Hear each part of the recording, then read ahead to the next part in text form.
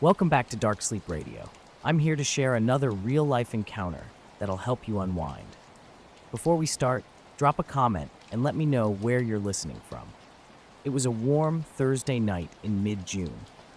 The kind of humid evening where bugs stick to your skin the moment you step outside. I was working the night shift at Miller Station, a tiny gas station right off Route 6, just past the old drive-in. We had 2 pumps, a single register, and a cooler that always hummed too loudly. That night, Jenna, Terrence, and I were closing up together.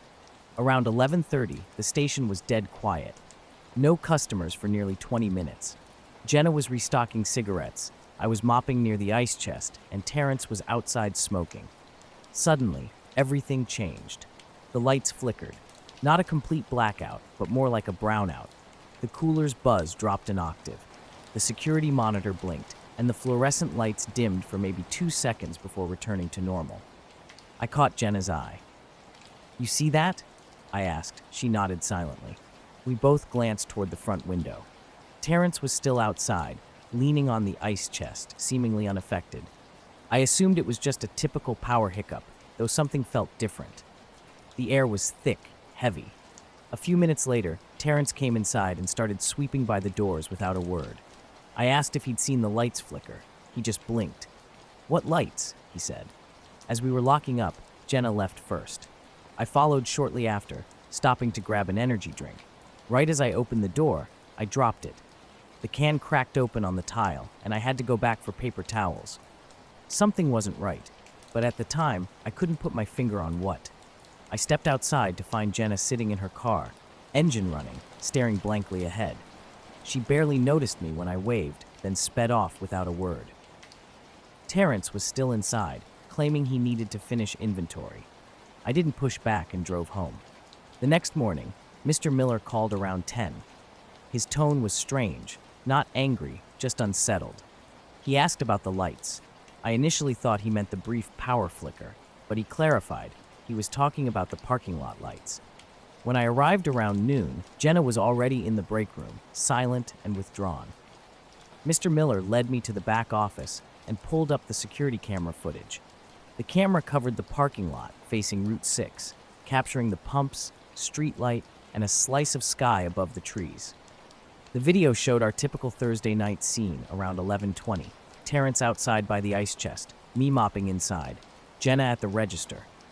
At 11:26, the feed glitched momentarily. When it returned, 3 yellowish-white lights hovered in a perfect triangle above the lot. They weren't bright, just dim and completely stationary. These weren't reflections or lens flares. Faint shadows confirmed their presence on the pavement. We continued working, bizarrely unaware. Terrence even walked beneath them to toss his cigarette, showing no reaction. The lights remained for about 4 minutes, then faded systematically, left point first, then top, then right, as if being powered down. Mr. Miller let the footage play out. Nothing else happened, just us, closing up, walking out, Jenna in her car, me following. I asked if the video was edited. He shook his head, confirming what we'd just witnessed. I kept replaying the surveillance footage, searching for something I couldn't quite explain. 3 lights hung motionless in a triangle formation above the gas station lot, big enough to obscure stars but close enough to see clearly. Yet nobody seemed to notice. When I first spotted them, everything else looked completely ordinary. Cars pulling in, customers walking around, birds crossing the camera's view. All normal. But those lights, they didn't belong. I called Jenna, but she didn't pick up. Her text hours later asked, "What lights?" During my next shift, I mentioned it to Terrence. He brushed it off as a potential camera glitch, but I saw something in his eyes. He kept glancing at the sky, trying not to be obvious. Then a customer changed everything. An older guy in a Chevy Suburban came in to pay cash and casually asked if we'd had a drone show on Thursday. He described seeing strange, silent lights hovering above the store around 11:30, like lanterns suspended in the sky. He'd never seen anything like it before and admitted it had unnerved him. Later, reviewing the footage again, I noticed something new. As the lights faded, a brief flicker caught my eye. After rewinding multiple times, I saw it. A figure standing near the dumpster, just inside the light. Tall and skinny, wearing something that didn't reflect light normally. No one could have been there. We would have seen them. The image was blurred, as if captured mid-movement, though the figure wasn't moving. I never showed Mr. Miller that part. I haven't told Jenna either. Now, at my new job, I sometimes drive past the station late at night. It looks the same pumps, same flickering sign. But I never stop. I just slow down and look up. The highway stretched out before me, nothing but scrub and sky in every direction. My journey from Phoenix that morning had led me to this desolate stretch of State Route 98, a road I'd never traveled before. The GPS had suggested this route, and despite losing signal an hour ago, I continued on, guided by the cached map. The late afternoon sun was dropping quickly behind distant cliffs, casting long orange shadows across the landscape. 30 miles had passed without seeing another vehicle. No billboards, no gas stations, just endless sand and rocky terrain. An eerie calm settled over me. As I crested a rise and dipped into a shallow canyon, something changed. The road curved and then ran straight between two ridges. Almost instinctively, I checked my rearview mirror. Headlights, 2 of them, close, but I hadn't passed anyone, and there had been no turnoffs or other vehicles for hours. These lights behaved strangely. They maintained a constant distance, neither gaining nor falling back. When I tapped my brakes, they didn't react. Even more unsettling, I couldn't see the car itself. Just steady, bright lights that didn't bounce or shift like normal headlights. Trying to rationalize the situation, I thought maybe it was a trick of perspective, perhaps a truck on a distant highway. I decided to pull over onto a wide gravel shoulder and let the vehicle pass. My hazards blinked as I waited. The lights kept coming, but when I checked my side mirror, nothing was there. The rear view still showed the lights, yet the side mirror reflected only empty desert. I even leaned out the window, searching. Then I saw it. The road behind me had vanished. Where asphalt and yellow lines had been moments ago, there was now only scrubland. No pavement, no tire marks, just open terrain. In that moment, I knew something was terribly wrong.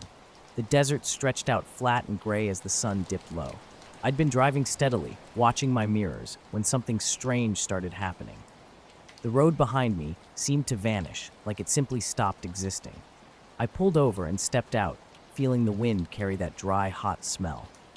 Walking back, I realized the road literally appeared to start right under my back tires, with nothing before it. Back in the car, I noticed lights behind me. They remained fixed in one spot for about 5 minutes before disappearing completely, not fading, just gone. A strange feeling of being watched crept over me, making me glance nervously over my shoulder. My rental car began acting odd. The headlights flickered, and I tapped the dashboard, assuming it was just a loose wire. Then the engine made a soft whining noise, the RPMs dipped, and the car jerked briefly before smoothing out. That's when movement caught my eye. Something crossing the road ahead. Low to the ground, it didn't move like a coyote. This thing glided, almost floating. When I slowed down, nothing remained. No tracks, no shape in the brush. The air changed. It felt heavy, thick. Static began building through the car's speakers, even with the radio off. A low hiss grew louder, like an approaching storm. I tried adjusting the knob, then turning the stereo off completely, but nothing worked. Suddenly, the static cut out, leaving absolute silence. Then I noticed the sky. Stars were visible everywhere except directly overhead, where a perfect, motionless circle of empty blackness hung. No clouds, just a precise blank space. Something was definitely not right. Out on the desert road, 2 objects were floating low, moving slowly. At first, I thought they might be a drone or a tower, but then they split apart. One went left, one went right. Both rose simultaneously, then dropped in sync before vanishing completely. I pulled over, needing to catch my breath. Stepping out of the car, I noticed a faint, high-pitched humming in the air. It was constant, similar to the sound of a TV playing in another room. After standing there for about half a minute, I heard something behind me, a soft crunch. I spun around, nothing. Another crunch, this time closer. I couldn't see anything, but I was certain something was moving through the brush just beyond my sight. Quickly, I got back in the car and locked the doors. I sped down the road faster than was probably safe. Eventually, a sign for Page appeared, about 20 miles out. The road began to widen, and I started seeing occasional fence posts and distant lights. Civilization was creeping back into view. The moment I entered the town limits, everything stopped. The static, the humming, the strange pressure in the air, all of it disappeared. I pulled into a gas station and sat in the lot for 10 minutes, just staring at the lights, other people, and the pavement, normal things. Looking behind me, the road was exactly as it should be. 2 lanes, yellow stripes, tire marks, everything. But something was off. I checked the car's trip meter. The mileage didn't match where I should have been. I expected to have driven around 130 miles that day, but the meter showed only 89. Late one night, I found myself sitting at the kitchen table with a thick binder of faded printouts. My coffee sat cold beside me. The date stamps were from 1983, my final year as a radar operator at a small, now defunct monitoring station near Lake Michigan's southern shore. It had been a quiet job, mostly tracking commercial flights and occasional storms, nothing extraordinary. I'd retired decades ago and rarely discussed the work. Most people assumed it was boring, just watching beeping dots and routine screen shifts. But occasionally, weird things would appear. Nothing official, just unexplainable glitches or unidentified blips. Back then, we'd simply log them as anomalies and move on. Just last week, I'd found these old logs tucked away in a basement box. I found them tucked away, papers from years ago that I thought I'd discarded long ago. As I flipped through, I noticed something strange. Clusters of radar entries from the summer and fall of 1983. The blips moved in ways that defied explanation. They flew in tight, coordinated formations, executing maneuvers that seemed impossible. Sharp angles, sudden stops, and accelerations beyond any known aircraft's capabilities marked these tracks. Determined to understand, I began cross-referencing. Flight records, weather reports, nothing matched. No planes, no helicopters, no storms explained these movements. Radar stations reported nothing, and air traffic control logs remained blank during these periods. One night in late October particularly stood out. Around 9:45 p.m., for nearly an hour, unregistered blips appeared. They darted in tight circles, then split into groups that moved independently, yet seemed mysteriously coordinated, almost like an underwater school of fish. The patterns were smooth, yet utterly unnatural. These objects performed 90-degree turns, hovered motionlessly, then shot off at speeds that would have torn apart any human or mechanical system. My partner Tom and I exchanged worried glances over the radar screen, both sensing something extraordinary. We reported to the supervisor, who simply instructed us to file a standard report and maintain normal operations. The logs were marked unidentified, no threat, and that was it. No follow-up, no explanation. Years later, I learned more from colleagues at nearby stations. Several had witnessed similar phenomena, but nobody discussed it openly. The military seemed disinterested, or perhaps just silent. What truly unsettled me were the interactions with the lake itself. At times, the radar tracks appeared to dip below the water's surface, then reappear miles away minutes later. It suggested these objects could move underwater, a concept that defied all aircraft logic. That October night was cold and crystal clear. During a break, I stepped outside. The sky was pitch black, stars scattered, no moon. The lake lay calm and glassy. I watched, half expecting something to appear, but nothing emerged. The house was quiet, the wind low, as I sifted through old logs from a night that still haunts me. In 1983, something strange happened over Lake Michigan, something that defied explanation. The radar screen had come alive with impossible formations, blinking dots that didn't match any known pattern of plane or bird movement. It started around 1 a.m. last September. I was in my backyard in Gallatin, Tennessee, on the edge of town where light pollution fades and farmland stretches out behind my house. With my Skywatcher telescope set up and Callie, my blue healer mix, running circles nearby, I was scanning the sky. Nothing unusual in mind, just tracking Jupiter and a few satellites. Then the radar went silent. For an hour, strange activity flickered across the screen before everything went completely blank. No signal, no noise, just emptiness. Tom and I were about to call maintenance when the system suddenly returned, as if nothing had happened. No errors logged, no explanation. When I later reviewed the data, those mysterious blips had vanished entirely during the blackout. I kept these logs private, partly out of habit and partly from fear of being dismissed as some crazy old man. But reviewing the records now, the oddity becomes increasingly clear. Those shapes moving silently over the lake. Patterns no conventional craft could create. Close enough to detect, yet invisible to the naked eye, leaving nothing behind except those ephemeral dots on an aging screen. I've never shared this with anyone. These pages feel like they were meant to remain buried among routine reports and weather data. But looking at them now, I can't shake the feeling that whatever was out there was real. It was watching over Lake Michigan that night in 1983. I don't know what else to say. Maybe someday, someone will make sense of this. For now, I'm simply grateful to be here, still able to remember. I was out stargazing, scanning the northeastern sky around 12:45, searching for M33, the Triangulum Galaxy. While adjusting my focus and alignment, something caught my eye. A perfectly round, dark circle against the starry backdrop. Not glowing, not blinking, just hanging there. Initially, I thought it might be a plain shadow, but its movement was different. Through my telescope, the object appeared as a flat, CK disc with no texture or detail. I double-checked my equipment, cleaned the eyepiece, but it remained. Its drift was peculiar. Too slow for low orbit, too steady for wind. The object moved west-southwest, maybe 10 degrees every few minutes. I estimated its altitude at under 10,000 feet, which struck me as odd, because the ground-level wind was blowing northeast at a light 5 to 6 miles per hour. This thing was moving in the complete opposite direction.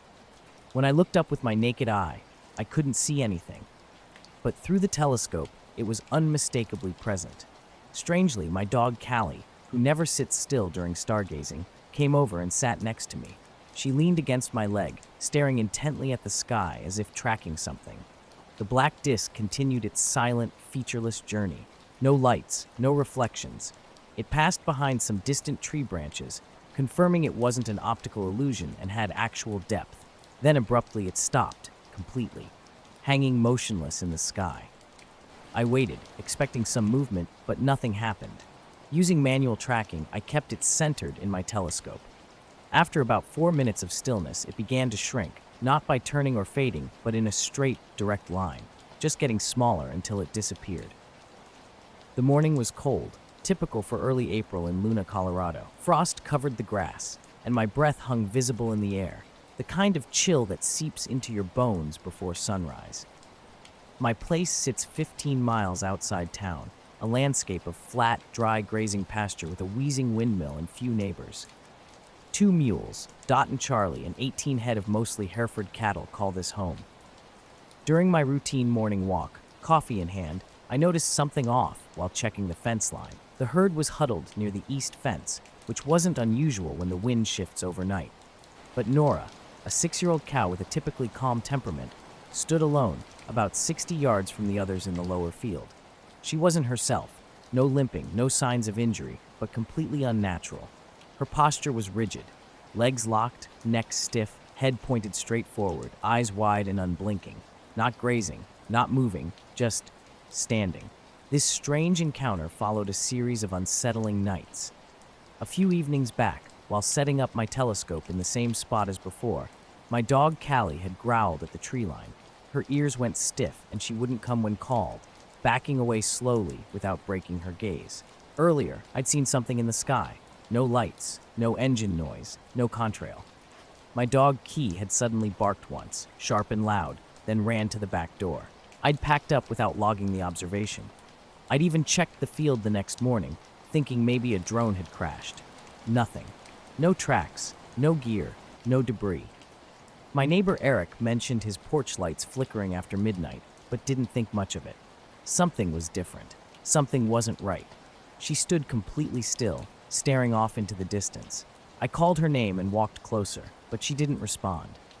Normally, she'd turn, or at least blink when someone approached, but not this time. Not even a twitch. Thinking she might be stuck or scared, I went to the barn and grabbed a halter and some feed. The sun was up, warming the air, but it still felt dry and static. No birds chirped, something I'd only realized was strange later. I approached slowly from the side, not wanting to startle her. Her chest was rising, so I knew she was breathing, but it was shallow. No sound, no tail swishing, no fly stomping. When I got close enough to touch her, I hesitated. Something felt off, not dangerous, just that weird sensation of walking into a room and forgetting why. Her flank was tense, muscles hard and rigid under the skin. I moved to her head and waved my hand in front of her eye. No blink, just glassy, wide eyes with huge pupils. I put the halter on and tried to guide her back to the pen, but she was like a statue. Then I heard it, a low humming so faint I almost missed it, coming from the north above the tree line. I scanned the horizon. No planes, no dust trail, nothing. Just a steady hum like electricity through metal, constant and unchanging. As I stood listening, holding the rope and staring at the empty sky, I noticed something strange. Nora's eyes were moving, tracking something to the left and right, though her head remained still. I followed her gaze but saw nothing, just empty air. The sun was high enough to illuminate anything, yet I saw nothing. Suddenly, the humming stopped, cut out like someone flipped a switch. Nora blinked, then staggered as if her legs had just remembered how to work. She took slow, shaky steps and let out a low, drawn-out bellow. The rest of the herd answered from the fence line and started moving toward her. I walked her back myself, watching her move as if she'd just awakened from a deep sleep. I'd been retired for about 4 years after 38 years as a commercial pilot, mostly flying domestic routes out of Denver. I know the sky like the back of my hand, how things move, what lights belong where. That knowledge gets burned into you after decades of flying. My place is up in the Adirondacks, on a small private lake about 45 minutes east of Old Forge. I split my time between here and my daughter's place in Albany, but summers are spent mostly out here. It's peaceful, just loons, trees, and water. One mid-July night around 10:30, I was on the dock behind my cabin with a glass of bourbon, watching the sky. No moon, no clouds. A few days earlier, something strange happened with my cattle. One of my cows came out of anesthesia looking clumsy and dazed. When I put her in the pen, she went straight to the water and stood there before drinking. I checked her thoroughly, her eyes, mouth, hooves, no wounds, no swelling, just that distant look. She barely moved all day, eating just a little hay around dusk. That night, I walked back to the same spot in the field. No wind, no clouds, moon about half full. I stood where she'd been. Nothing seemed unusual. The grass wasn't burned or pressed down, but an eerie silence hung in the air. No frogs from the pond, no night birds. Even the windmill had stopped creaking. I stayed maybe 15 minutes, feeling watched the entire time, though I couldn't pinpoint the source. The next morning, she was back to normal, acting like nothing had happened. She ate and walked fine, with no stiffness or hesitation. I called the vet a couple days later and explained what occurred. He suggested cattle sometimes freeze during a seizure or after being stunned by lightning, but we hadn't had a storm in over a week. He came out, ran tests, checked her blood and eyes. Everything was normal. No parasites, no infections. I didn't mention the strange sound or how her eyes seemed to track something invisible. I didn't want to sound crazy. A week later, I noticed a black circle on the north side of my barn's tin roof, about the size of a dinner plate. It was perfectly round, not a stain, but a patch where the metal looked faded, as if bleached or sanded smooth. I tried scrubbing it, but nothing worked. Paint won't even stick to it. Nora's fine now, same as always, but she won't go near that lower field anymore. Not even close. I was out on the dock that night, stars blazing overhead. Jasper, my old husky mix, was poking around the edges, not doing much. Everything seemed normal, a windless, clear, warm evening without a hint of muggy discomfort. Then something caught my eye. A spot just left of Orion looked off. Not moving, not blinking, just a blank patch. I thought maybe it was a mist cloud, but the sky was completely clear. Walking to the dock's edge, I took a closer look. It wasn't a spot, but a shape. Stretched and oval, slightly crooked on one end. The kind of thing you'd miss unless you were staring directly at it. No lights, no clear edges, just darker than the surrounding sky. What struck me was how it blocked stars. A small cluster near Orion would vanish completely when I traced over them, not just dimmed but entirely gone, as if something sat between me and the sky. Jasper noticed it a minute later. He stopped sniffing, stared straight up, ears flat. Then he whined, not loudly, but sharp. He only does that when he's scared or in pain. I knelt beside him, watching. The mass drifted slowly, maybe northeast, but too smoothly for any aircraft. No sound, no trail, no reflection. If it were a plane, I'd have heard something, even at high altitude. A weather balloon would have shown some drift or wobble. This held its shape, moving like something invisible was guiding it. Grabbing my mid-range Nikon binoculars, I tried to get a better look. Strangely, I couldn't focus on the shape itself. My eyes kept sliding off, even though the surrounding stars were crystal clear. Cleaning the lenses made no difference. For about 5 minutes, Jasper paced the dock, tail tucked, never barking. Then suddenly, it was gone. Not speeding away, just vanished. 1 second I was tracking it against Cassiopeia, the next the full sky was visible. Stars previously blocked reappeared instantly. No wind, no noise, nothing. I wondered if I'd had one too many drinks. I went back out there with Jasper and set up a lawn chair and notebook. We waited under a clear sky, stars everywhere, but no black spots. Around 11, Jasper started acting strange again. He stood up stiff, staring at the tree line behind us, not the sky this time, and gave a low growl. There's nothing behind the cabin but forest.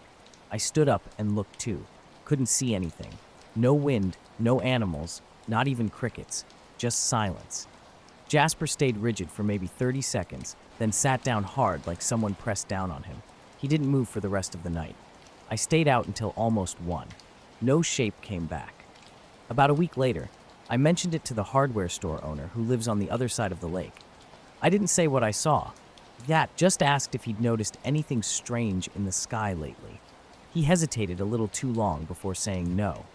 Then he asked if I'd had power blips that week. I said no, everything was fine. He said his place flickered out for about 30 seconds Tuesday night, the same night I saw the shape. Now Jasper won't go near the dock after dark, not even for a treat. I tried to coax him down there a few nights later, and he stopped halfway, looked up and backed off. I've seen weather balloons, satellites, stealth bombers, all of it. I've flown over 3 continents and landed in all kinds of conditions. I've never seen anything move like that thing did. Or not move, I guess. Whatever it wasn't flying in any way I've seen before. It was just there, moving without moving, blocking the sky like a thumb over your eye. And then it wasn't. Initially, I walked inside and poured some coffee. Sat in the living room for an hour, waiting to feel dumb. But I didn't. I couldn't shake that feeling, like something had been above me, not just high in the sky, but closer.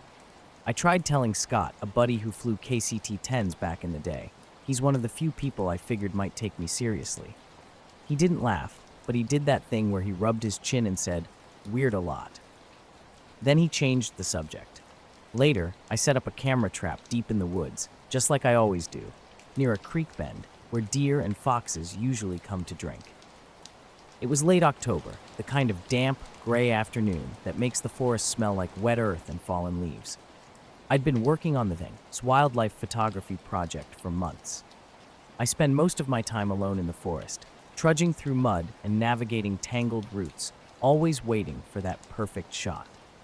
My border collie Pippa usually accompanies me, a lean, sharp-eyed companion who moves quietly and doesn't disturb the wildlife. That afternoon seemed like any other. The forest hummed with its usual subtle sounds, occasional squirrel movements and bird rustlings. My goal was capturing some buck photographs during the pre-dusk hours. I'd chosen a strategic location, thick brush on one side, an open clearing on the other, providing excellent concealment for my camera. About 5 feet up a sturdy branch, I positioned the camera angled toward the creek where I'd recently spotted animal tracks. After testing the motion sensor, I packed up and signaled to Pippa that we were heading home. The sky was heavy with low clouds, promising rain, and I'd kept my gear minimal, just the camera trap and my standard backpack. A week later, I returned to retrieve the footage. The forest path to the creek was narrow and overgrown, requiring careful navigation to avoid making noise. Pippa accompanied me, sniffing around but showing no signs of unease.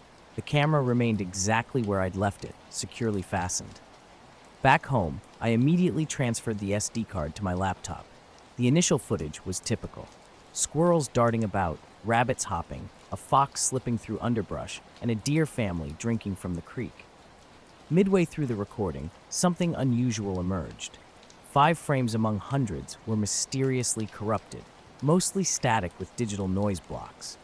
Clearly, something had triggered the camera, but the image refused to load properly. Initially, I suspected a simple technical glitch or card damage. However, the timing was peculiar. These distorted frames were concentrated within a couple of seconds, precisely where the creek was visible. Zooming in and enhancing the static revealed something extraordinary. At the edges of the corrupted frames, a tall, thin figure stood upright among the trees. The shape was vaguely humanoid, but blurred, as if the camera struggled to capture its essence. It resembled neither animal nor human from anything I'd previously encountered on the trail. I called a photographer friend to get his take on the strange footage. He knew cameras could sometimes misread light or fast motion, but he agreed this was odd, especially since the rest of the recording looked perfectly clear. The next day, Pippa and I walked the trail slowly. I tried to make sense of what could have caused those corrupted frames. A deer bursting through underbrush, maybe a hunter in camouflage. Nothing felt right. The trees stood motionless, with no fresh broken branches or nearby footprints. I spent the afternoon until dusk sitting on a log by the creek, watching for anything unusual. The forest felt different. An unnatural quiet hung in the air. No bird songs, no insect sounds, just a heavy silence. Pippa remained tense, her ears constantly twitching. Occasionally, I'd catch a fleeting movement just beyond the tree line, a shadow or quick flicker. But when I looked directly, nothing was there. That night, reviewing the footage again, I noticed something new.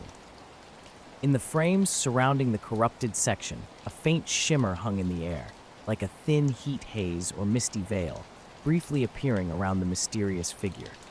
I decided to reset the camera the next morning, positioning it closer to the clearing's edge for a better angle. I also left a voice recorder running as a backup. For several days, I checked the equipment regularly. The recordings captured only typical forest sounds: wind, birds, distant branch movements. But one evening, while reviewing the laptop footage, I spotted movement again near the same location. This time, the image wasn't blurred or corrupted, just strangely distant, as if seen through frosted glass. A tall shape moved slowly among the trees, with no discernible details. Pippa began growling softly when I rewound the clip. I tried to rationalize it, perhaps a light trick, fog, or lens dust, but the more I examined it, the less sense it made. A few nights later, I was in my cabin at the forest's edge. Rain pelted the windows, and Pippa slept by the fire. While scrolling through the footage, I suddenly noticed something I'd missed before. Timestamps around the corrupted frames were slightly off, as if the camera's clock had glitched precisely when the figure appeared. I live out near the edge of town, where the houses thin out and the forest starts. There's a patch of military land fenced off a few miles from my place. Just a no trespassing sign and an occasional patrol truck going by. Nothing special during the day. But the noise started messing with me a couple months ago. Around 3 a.m., like clockwork, a low roar would fill the air. It sounded like jets or military helicopters, but louder and closer than I'd ever heard around here. These weren't distant rumbles. It felt like engines were racing right over the treetops, diving past my window. At first, I figured it was just training exercises. I'm used to hearing planes sometimes, and the nearby base runs drills, but I'm also the kind of person who tracks flight information out of curiosity. So I started checking every time the noise happened. Nothing showed up. No jets or helicopters near my area at that hour. No flights on any apps or websites. No radar blips. No warnings from the base. It was like the noise was there, but the craft itself wasn't. I asked around during the day. Most neighbors said they hadn't noticed anything unusual. Some joked I was imagining things. Hank, a retired Air Force guy, said he hadn't heard jets at that hour in years. He suggested distant thunder or weird wind patterns, but it didn't sound like thunder, and it sure didn't sound like wind. I started recording it on my phone. The first time I played it back the next morning, something was off. I checked the camera itself. It worked fine except for the SD card, which I swapped out. After that, the strange appearances stopped. The forest seemed normal again, with regular wildlife and no weird shimmer or shadows. Still, sometimes when I walk that trail alone, Pippa stops and stares off into the trees. She doesn't bark or growl, just watches. Tense, I can't shake the feeling that whatever was there, it was aware of me watching. Maybe it's still there, I don't know what I saw or what showed up on those corrupted frames. I just know the forest felt different for a while, like something was there, hiding in plain sight. The sounds started subtle, mostly static and low rumbling that never quite clarified. But if you listened closely, there was something else. A roar that would build and then cut off abruptly, like someone flipping an invisible switch. My dog Luna, a scrappy black lab mix, always knew something was happening before I did. She'd stop whatever she was doing and stare toward the forest edge, ears up and tail completely still. No barking, just a tense, watchful silence that sent chills down my spine. One night around 2:50 a.m., I decided to investigate. The back porch was cold and damp, the kind of chill that settles deep into your bones. The forest behind my yard seemed quiet, just rustling leaves and distant owl calls. Then exactly at 3 a.m., the roar began. It grew louder, like a wave rushing over me. I turned toward the tree line, but saw only darkness. No lights, no aircraft, nothing visible in the sky. Just this powerful, low noise that vanished as quickly as it arrived. Afterward, a strange ringing filled my ears, similar to the sensation after a loud concert. This became a nightly pattern. Every night at 3 a.m., the same low roar would appear. No radar signals, no official reports. Sometimes it felt like it was right above my house. Other times it seemed closer to the distant military zone. Strange things started happening. I'd wake up feeling disoriented, with fuzzy memories. One morning I discovered it was 3:45 a.m., and I couldn't recall the details of the night. At work, I'd find myself zoning out, trapped in some weird in-between state. Then Luna's behavior changed. She began refusing to come inside, standing at the forest's edge with her hair raised, growling softly. When the 3 a.m. roar came, the air smelled bizarre, burnt rubber mixed with a metallic undertone completely out of place in the forest. Luna would whimper and dart inside the moment the sound faded. I started leaving the porch light on, hoping to catch a glimpse of whatever was causing these mysterious sounds. Sometimes, just sometimes, I'd see a brief flicker of something in the darkness. The forest near my home had always been quiet, but something changed. Late one night, around 3 a.m., a deep roar would break the silence. I caught glimpses of movement in the distance, a fast-moving shadow or a flash of reflective metal, but it vanished before I could capture it on camera. Days passed where I felt constantly watched, as if hidden eyes tracked my every move through the trees. No footsteps, no visible presence, just an oppressive feeling when I was outside alone. My neighbor Hank visited one evening at dusk. We discussed the strange noises and missing radar sightings. He mentioned old Cold War experiments and secret technologies that could potentially fool radar systems, though he wasn't certain of any connection. That night, I attempted to record again. The roar returned, but this time accompanied by a strange rhythmic hum. It wasn't mechanical, more like a vibration that seemed to penetrate my skin. Luna, my dog, barked twice and then fell silent, staring intensely into the woods. I wanted to investigate, but fear rooted me in place. After several nights, the noise abruptly stopped. No more 3 a.m. roars, no hums or vibrations. The forest returned to its usual quiet, yet something was different. My clock seemed slightly off. My phone occasionally lagged when checking time precisely at 3, and Luna now refused to approach the forest's edge. I never fully shared these experiences with anyone. I can't explain what happened or why it ceased. Truthfully, I'm not sure I want to know. The forest and the nearby military zone remain silent, but I still find myself glancing at the clock as 3 a.m. approaches, anticipating a roar that never comes. It was a cold, slightly foggy Saturday night around 1 a.m. I was driving home from Portland along Highway 42, a long, mostly straight road cutting through empty farmland and forest patches. The highway was quiet, with only occasional trucks or deer breaking the stillness. My radio played softly on an old country station. About 10 miles outside Reedsville, I spotted a hitchhiker. He stood on the highway's side, thumb extended, wearing a dark hoodie and jeans, a worn backpack slung over one shoulder. As I slowed to get a better look, he remained completely motionless, facing the road, staring directly at me as I passed. The road was long and empty, and something about the guy standing there didn't feel right. At first, he was just another hitchhiker, someone waiting by the roadside. But as I drove past, his stare was different. Not angry, not desperate, just fixed. Like he was waiting for something, but definitely not for me. I kept driving, glancing in the rearview mirror. He remained motionless, watching. I tried to shake off the unease. People hitchhike all the time, right? But then, about 5 minutes and 8 miles later, I saw him again. Same spot, same posture, same hoodie and backpack. The road was straight, no curves, no turns. Yet somehow, he was back in the exact same position, staring. I slowed down, eyes wide, trying to rationalize it. Maybe a twin, a look-alike, but his stance was too unnatural, too still. 20 minutes later, just past a curve near some trees, he appeared again. Motionless, hoodie up, staring directly at me. By now I was seriously freaked out. How could he keep reappearing? I wasn't superstitious, but this was beyond explanation. I slowed almost to a stop. The crisp air around him seemed strange. Not a shadow, not a reflection.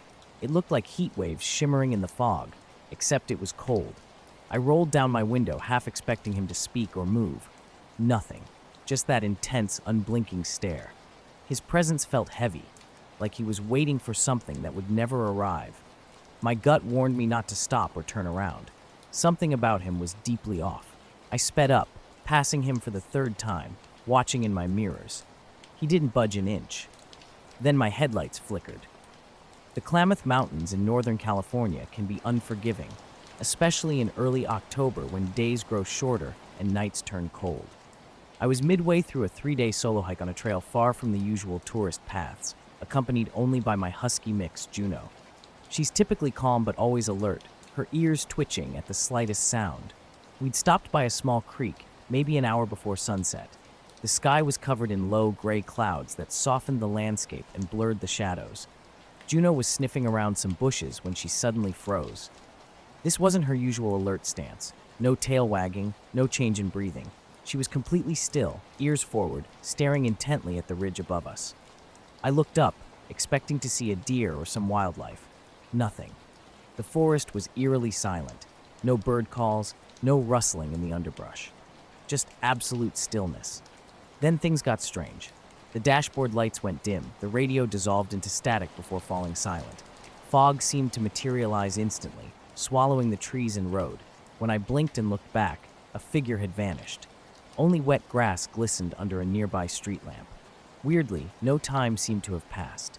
The trip continued normally. No detours, no passing cars, no road changes. It was as if the 3 sightings happened simultaneously, or perhaps not at all. At home, I checked the car. Everything appeared normal. But a feeling lingered, something unexplainable, something that shouldn't exist. I've driven that highway countless times since, never seeing anything similar. Sometimes I wonder if exhaustion played tricks on my mind, but the details remained too vivid. The way he stood, the way he looked. I can't explain what happened or why, but it's something that haunts me more than I admit. The forest went quiet, so quiet it made my heartbeat echo in my ears. Juno, usually quick to respond, took a moment before slowly padding over to me, almost as if emerging from a deep trance. Out on the distant ridge, maybe 3 miles away, a strange orange glow caught my eye. It wasn't like a typical light, no flickering, no brightness. Instead, it hung steady, soft as a haze, about the size of a basketball held at arm's length. With the sun nearly hidden behind clouds, this light looked oddly unnatural, hovering just above the tree line. A forest fire seemed a possible explanation, but something didn't add up. No smoke, no burning smell, nothing unusual in the air. We watched, waiting. Suddenly, the glow vanished as quickly as it had appeared, switching off like a light. Instantly, bird calls resumed, leaves rustled, and Juno exhaled, her tail starting to wag. I dismissed it as a trick of distant house lights or some strange reflection. But over the next few hours, the phenomenon repeated. The orange glow would emerge on the horizon, sometimes near the ridge, sometimes lower by the river valley. Always brief, never more than 10 or 15 seconds, always fading like a phantom. Each appearance brought an eerie stillness.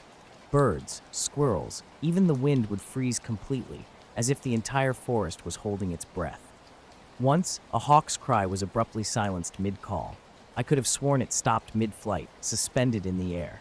My phone was useless, no signal, the screen glitching with flickering lines despite being fully charged. Juno's behavior was most unsettling. When the light appeared, she'd immediately stop, sit rigidly, and stare unblinkingly toward the glow. A creeping unease settled over me, but I pressed on. Turning back wasn't an option on my first night. I made camp in a small clearing on the ridge. Cold, damp air surrounded me, and fog rolled in from the valley below. The night was quiet, broken only by the occasional attempt of stars to break through the cloudy sky.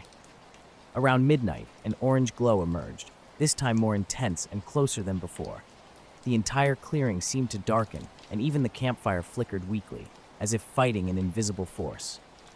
Juno pressed closer, a low growl rumbling in her throat. For about 10 seconds, an eerie silence enveloped everything. No wind whispered, no night creatures chirped, and the distant river fell mute. When the light vanished, sound gradually returned. My watch was completely dead, not just paused, but powerless.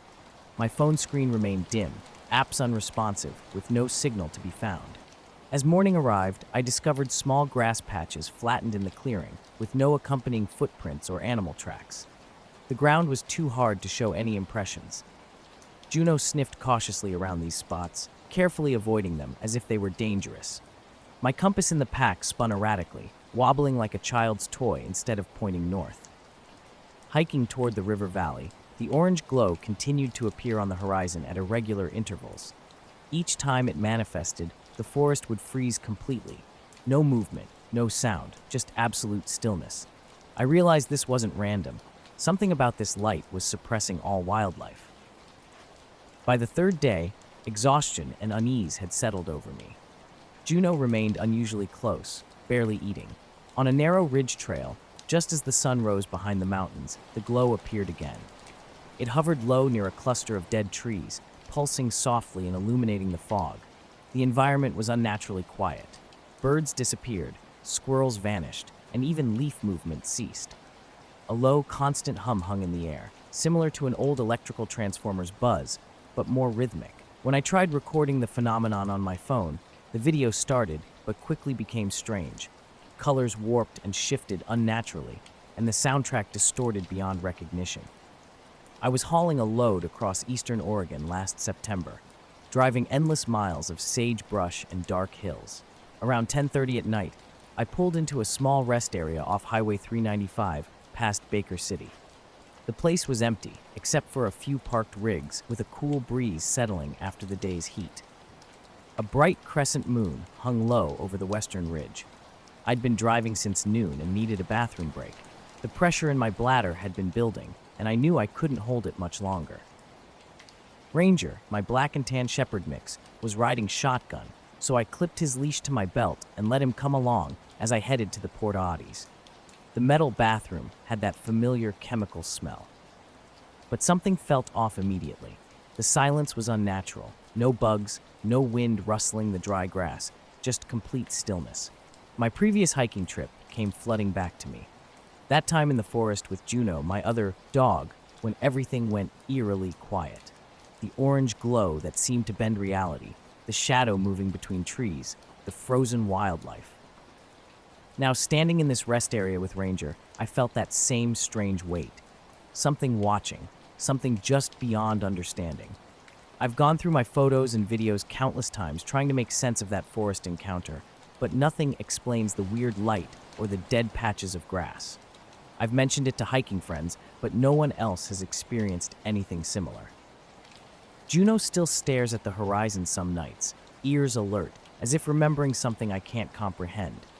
The forest that day, this rest area now, both felt like they had paused, holding their breath for something unnamed. A quiet, unexplainable moment that lingers, refusing to be forgotten. The night was eerily quiet, with a stillness that felt out of place.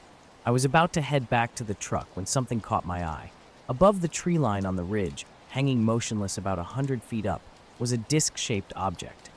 It was perfectly round, smooth, and around 15 to 20 feet across. The surface gleamed with reflected moonlight, like polished metal, but without any blinking or shining lights you'd see on a plane or drone. Ranger's ears perked up, and he growled softly, pulling at the leash. I froze, staring at the object. It just hovered silently, casting a faint shadow over the treetops. No sound, no hum, no engine noise disturbed the night.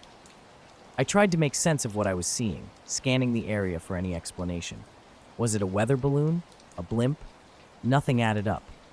It was too low for a balloon, and the shape was too perfect. I reached for my phone to take a picture, but the screen started glitching. The camera app kept freezing and crashing, even though the battery was nearly full. Ranger whined more urgently, and I decided I'd seen enough. Slowly, I backed toward the truck, keeping my eyes on the strange object. After a minute or two, it began to fade. The reflected moonlight dimmed until the disc disappeared completely, as if it had never been there. The entire encounter lasted maybe 5 minutes, but something felt off. When I got into the truck, Ranger sat rigidly in his seat, unusually tense. I called the dispatcher to see if anyone else had reported anything strange. The guy on the line laughed it off, suggesting I was just tired from hours on the road. But the image of that disc stayed with me. I kept replaying how deliberate and still it had been, like it was watching or waiting. A couple of nights later, I was back in the same area. The night was foggy and cold, and I stopped at the rest area, mostly out of habit. The memory of that disc lingered, unexplained and unsettling. I was flying a routine cargo run out of Boise one late October evening. Nothing out of the ordinary happening all day. Just the usual slow grind of loading, pre-flight checks, and pushing the throttle forward to climb over the mountains in a small twin-engine turboprop Cessna 441. The weather was clear, a crisp fall night with a thin crescent moon hanging low, just enough light to outline the peaks below. I'd reached cruising altitude around 9,000 feet, with ATC keeping the radio chatter light since the airspace wasn't busy that late. My co-pilot, Joe, had just taken over for a quick break, and I leaned back in my seat, staring out the window at the endless black sky sprinkled with stars. About 30 minutes into the flight, something caught my eye out the left side window. At first, I thought it was just a cluster of stars or distant city lights, but the shapes moved too deliberately to be natural. I rubbed my eyes and focused. 4 lights were arranged in a loose diamond formation, darting across the sky in a way that defied explanation. Later, when I got out to stretch during a rest stop, I tried to loo, K for where I'd seen the strange disc, but the trees were just shadows in the mist. My phone started acting weird again, with GPS jumping around and losing signal. Ranger, my dog, suddenly tensed up, ears pinned back, staring into the fog. A low, soft glow appeared from the tree line, a pale blue light flickering between the trunks. It wasn't bright enough to illuminate the area, but it caught my eye. The light pulsed twice, then vanished as quietly as it appeared. Heart pounding, I grabbed Ranger and jumped back into the truck, not wanting to stick around and see what else might show up. Since that night, I haven't returned to that rest area after dark. The disc-shaped object, the weird phone glitches, and the strange lights feel like pieces of a puzzle I can't solve. I've shared the story with a few close friends, but most just shrug it off as fatigue or tricks of the night. But I know what I saw, and I know Ranger never acted like that before. There's something out there, just beyond the tree line, and I don't think it's going away anytime soon. I noticed something strange in the sky, lights moving in ways that defied normal flight patterns. No smooth arcs or steady trajectories, but sharp, erratic zigzags that made no aerodynamic sense. I quietly signaled Joe to take a look. He squinted, adjusted his headset, and nodded in agreement. The lights shifted left and right, behaving unlike any conventional aircraft. They remained consistent in size, ruling out distant planes, and didn't blink with typical navigation lights, just steady, bright dots. Curious, I radioed air traffic control.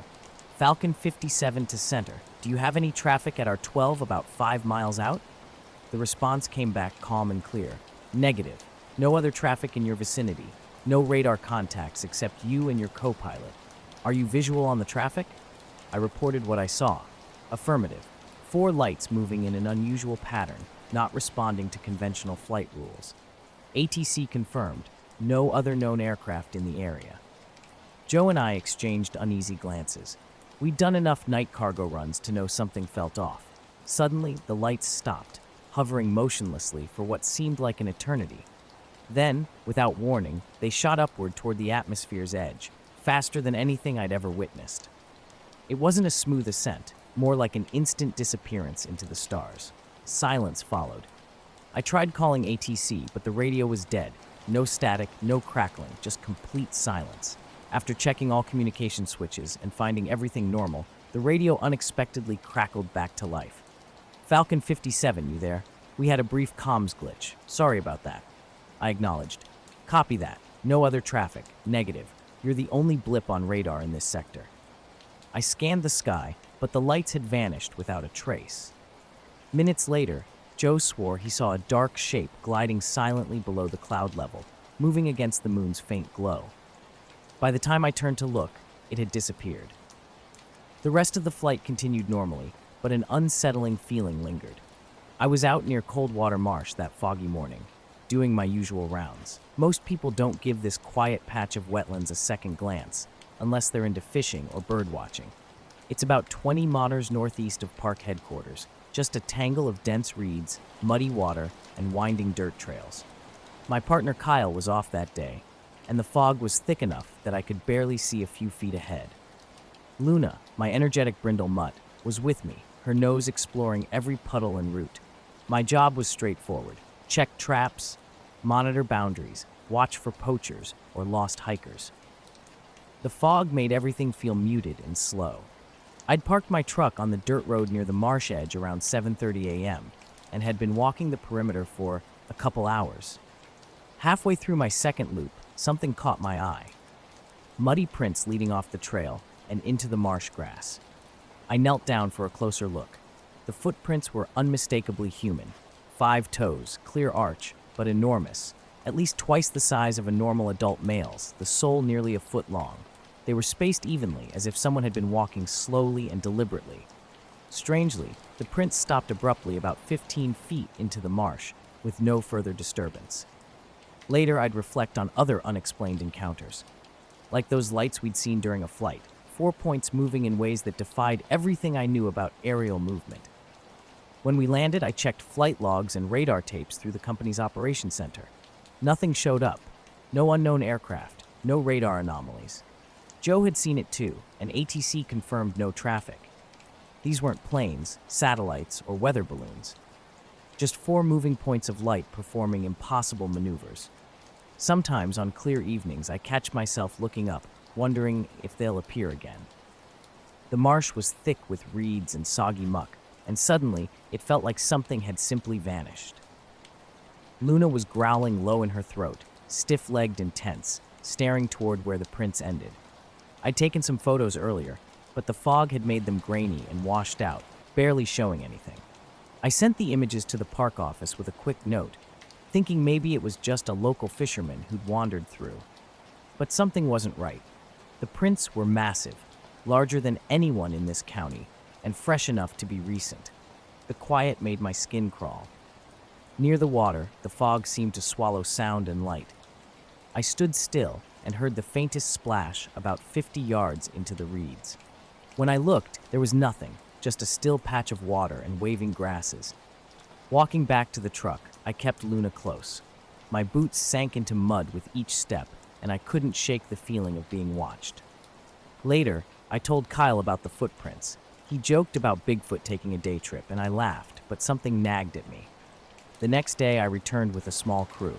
We found nothing.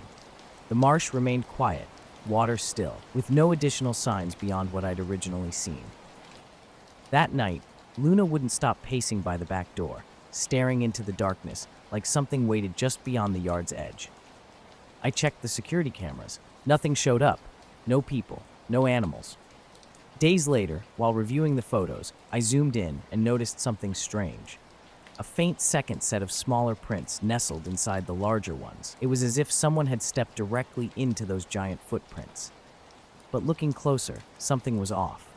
The smaller prints had toes that were too long and thin, unlike anything normal. I camp alone a lot, mostly up in the sawtooths when work slows down. Running deliveries out of Boise lets me pick my own hours, so I'll often take a weekday and head into the hills just to escape pavement and voices. Nothing serious, just a tent, my pack, and my dog, Winslow. He's a shepherd mix, real smart and chill. Doesn't bark unless something matters. Last September, I drove up Tuesday morning and parked at a pull-off on Forest Road 212. about 4 miles past where it turns to gravel. A little creek runs down a ravine with a flat patch next to it where I've pitched my tent maybe half a dozen times before. Cell signal dies about 10 minutes past the trailhead, which is exactly why I like the spot. That night was cool but clear, no wind. I'd brought freeze-dried stew and my little cook pot. Winslow and I ate by the fire, and around 10, I doused the flames and crawled into the tent. He curled up by the door like always. I checked the time before falling asleep, 10:14. Phone battery at 82%.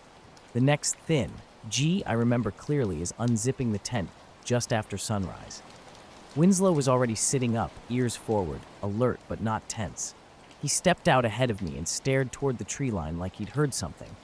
I heard nothing. I stepped out, took a leak behind a log, felt normal.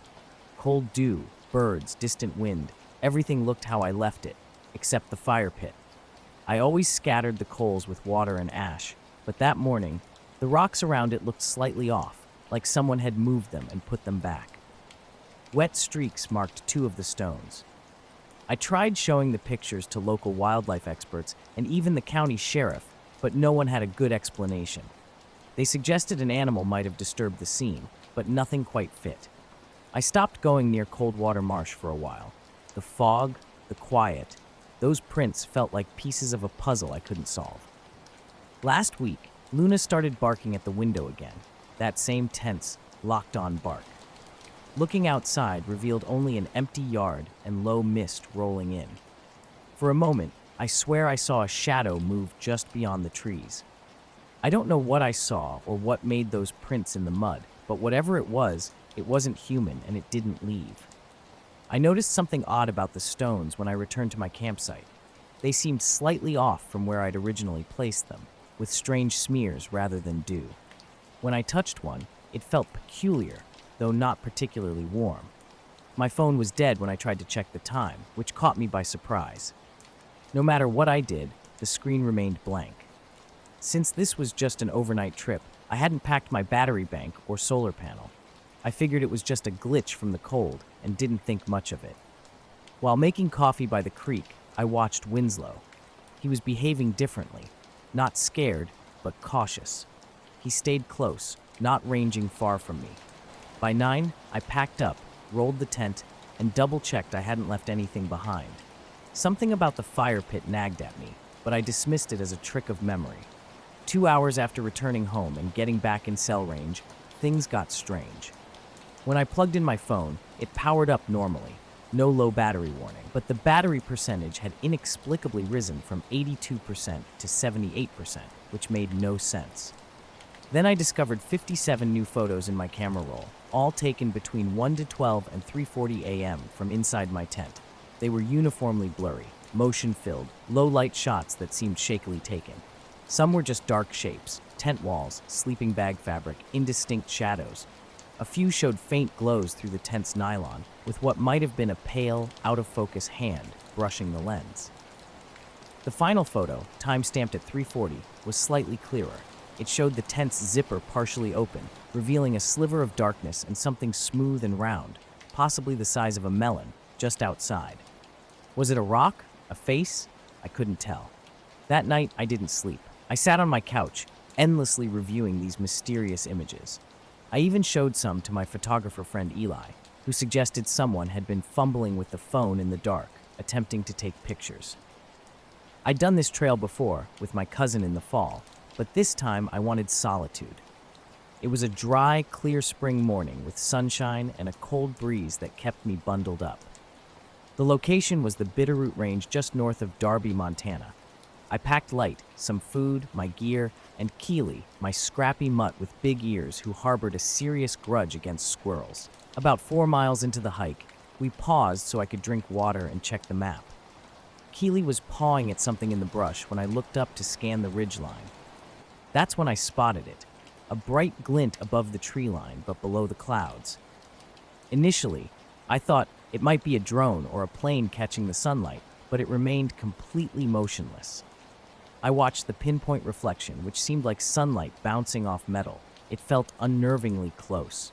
The wind was intensifying, pushing clouds rapidly across the sky and making tree branches sway violently. yet this glint remained perfectly still. Keely started growling softly, which was unusual. She typically only did this for deer or large birds. When I knelt to distract her with jerky, she ignored me, her hackles raised, staring intently upward. Later, I discovered strange pictures on my camera, taken at odd angles, seemingly from ground level.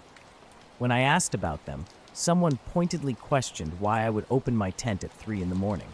I had no response. 2 days afterward, I returned with Winslow and a friend. We hiked the area without camping, and about 50 yards up the slope from my original campsite, we found something peculiar. A line of narrow, evenly spaced indentations marked the moss.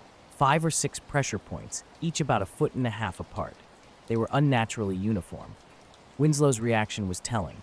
He sniffed the marks and quietly backed away.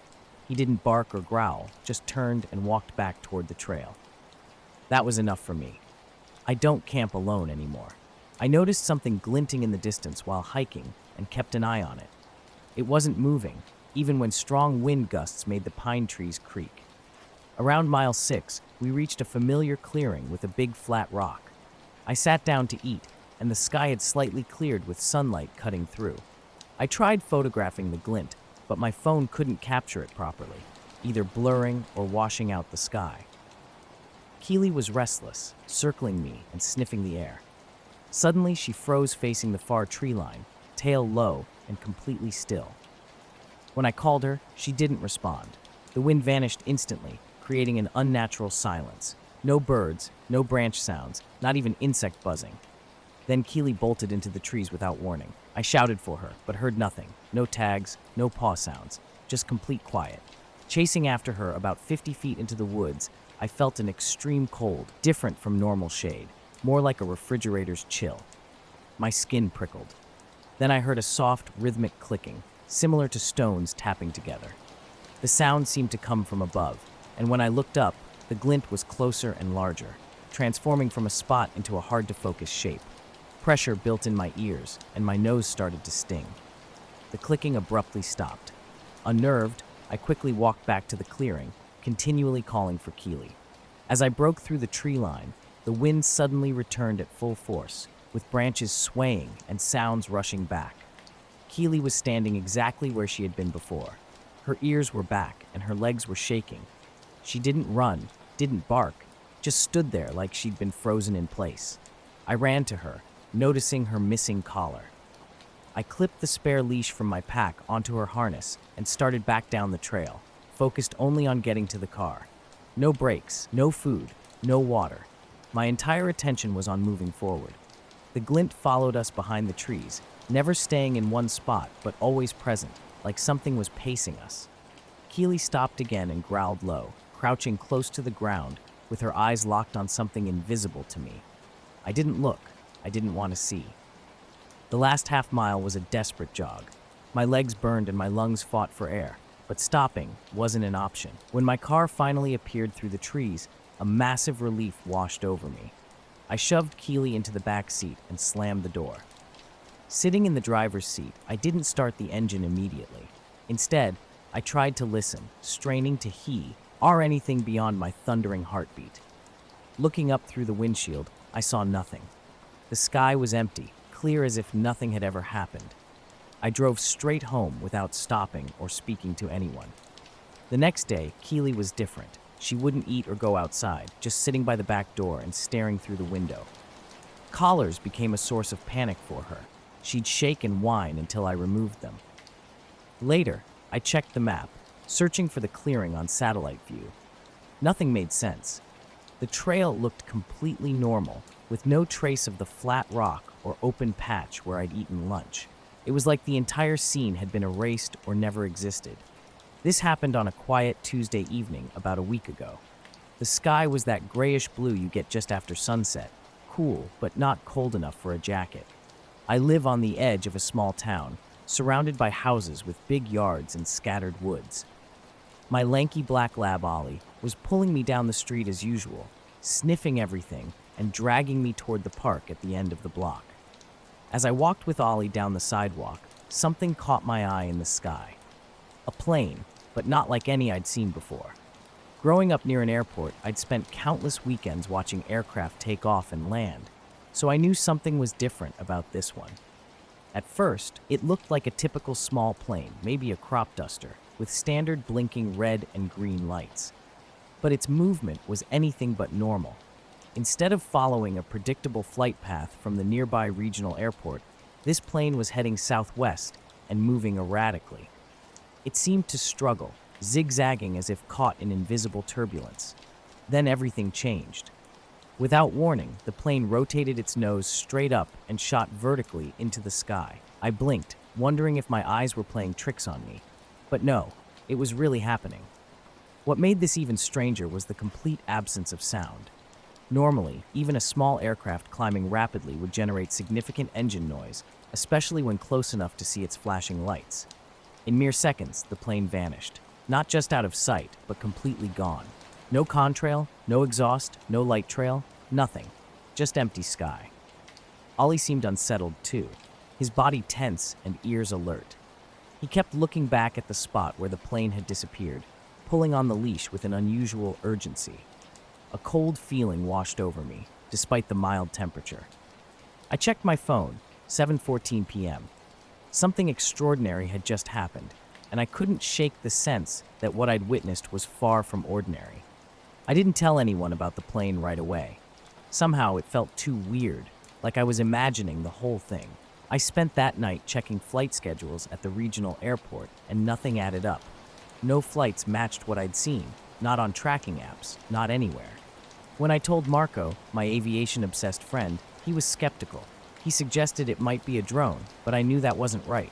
This was something different, bigger. The way it moved, its lights, its shape, this was no ordinary drone.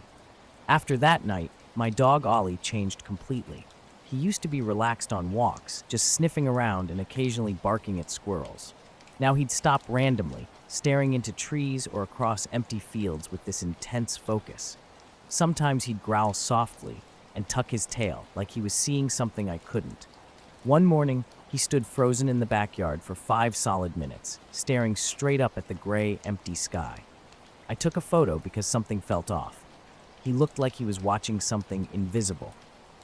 That same morning, I discovered a new dent on my car's roof. I'm always careful parking, and no one else has yard access. No branches or anything overhead could explain it. A few nights later, a strange buzzing sound woke me. It wasn't like an insect, more like a distant generator or low hum. It lasted minutes and then vanished. When I looked outside, everything was dark and normal. The whole experience felt like something was trying to get my attention, but not revealing why. I never reported it to anyone. I don't want to be ridiculed, and honestly, I'm not sure I want to know the truth. That plane's impossible movement haunts me. It simply doesn't fit with anything I understand. Every evening, I still walk Ollie, hoping maybe I'll see something else. But the sky stays quiet now. Just normal planes, normal stars. Sometimes I catch myself looking up, waiting for that impossible climb straight up, silent and vanishing. But it hasn't come back. The clock on the dash read 3:17 a.m. I was sitting in the driver's seat of my old Honda, parked on the shoulder of a 2-lane road, blinking into the dim light of the car's interior. My head throbbed a little. I didn't know how I got there. The last clear memory was turning off the TV in my apartment around midnight, watching an old crime documentary and planning to go to bed soon after. Then nothing. No drive, no memory of getting in the car or pulling off the highway. I had the engine off, keys in the ignition, but no recollection of starting the car or why I was out here in the middle of nowhere. I fumbled for my phone on the passenger seat. The screen lit up, but the battery was at 3%. No missed calls, no messages. The last app I had open was a podcast I'd been listening to while trying to fall asleep. No clues there. My dog, a scrappy terrier mix named Laya, was curled up on the floor behind the seats, snoring softly. She usually sleeps through anything, but her little ears twitched as I moved. I reached back and scratched her behind the ears. She looked up at me, tired but calm. I tried to piece it together. Maybe I'd driven here intentionally and forgotten. No, that didn't make sense. I'm pretty careful with driving, especially at night, and there wasn't a damn thing around for miles, except this stretch of road surrounded by dense woods. The streetlights were sparse, and the trees on either side pressed in close, their dark shapes flickering with the weak glow of passing headlights from distant cars. The air outside smelled damp, like the rain had just stopped or was about to start. The windshield had small streaks of moisture. I rolled down the window a bit, and the cold night air hit my face, sharp and fresh. The road was empty, quiet, except for the faint rustling of leaves. I stepped out, wanting to clear my head. Laya followed, patting silently on the gravel. The silence out here wasn't peaceful. It felt heavy, like the kind of quiet that waits for something. I was stranded on a deserted stretch of road, nothing around me but trees and empty highways stretching in both directions. No cars had passed for at least 10 minutes. Gravel crunched under my boots as I took a few steps, trying to get my bearings. That's when I saw it. A faint, pale light flickering between the trees, maybe a quarter-mile down the road. It wasn't like a campfire. This light was cold and bluish, almost artificial. Fixed in place like a spotlight deep in the woods, it made my skin prickle. Something felt off. I called softly to Laya, my dog, but she just sat down, her eyes urging me to return to the car. Not that we could. The engine was dead and my phone was dying. With limited options, I decided to investigate. Maybe someone needed help, a stranded hiker or something. As I approached the tree line, the light remained constant, illuminating lower branches and casting long shadows. The air grew cooler, and a strange buzzing filled my ears. It wasn't mechanical or like typical insect sounds, but deeper, more constant, an unnerving electrical hum that seemed to come from everywhere at once. At the wood's edge, I peered in. The dense trees quickly swallowed the light. No movement, no people. I called out quietly. Silence answered. Suddenly, I felt incredibly alone. The road was now distant, the car a tiny speck. The trees leaned inward, creating a tunnel-like atmosphere. The buzzing intensified but remained sourceless. Just as I considered turning back, a soft, crunching sound, like footsteps on dead leaves, stopped me cold. My heart raced. I spun around. Nothing. Just shadows and trees. Leia barked sharply, a low growl underneath. Her fur bristled, and she moved closer, tail down. I pulled her tight. Then abruptly, everything changed. The buzzing ceased. The cold light vanished, as if someone had flipped a switch. Darkness fell instantly, thick and heavy. Fumbling, I turned on my phone's flashlight. Its beam cut through the blackness, revealing only trees and empty space. We were camping up near Spruce Ridge with Dana, my partner of 8 years, and our dog Lupin. He's a mutt with some cattle dog and husky in him, smart and always alert. We'd hiked about a mile off Forest Road 18 and set up camp near a clearing backed by thick pine forest. It was mid-September, with leaves just starting to change and nights carrying a cold bite.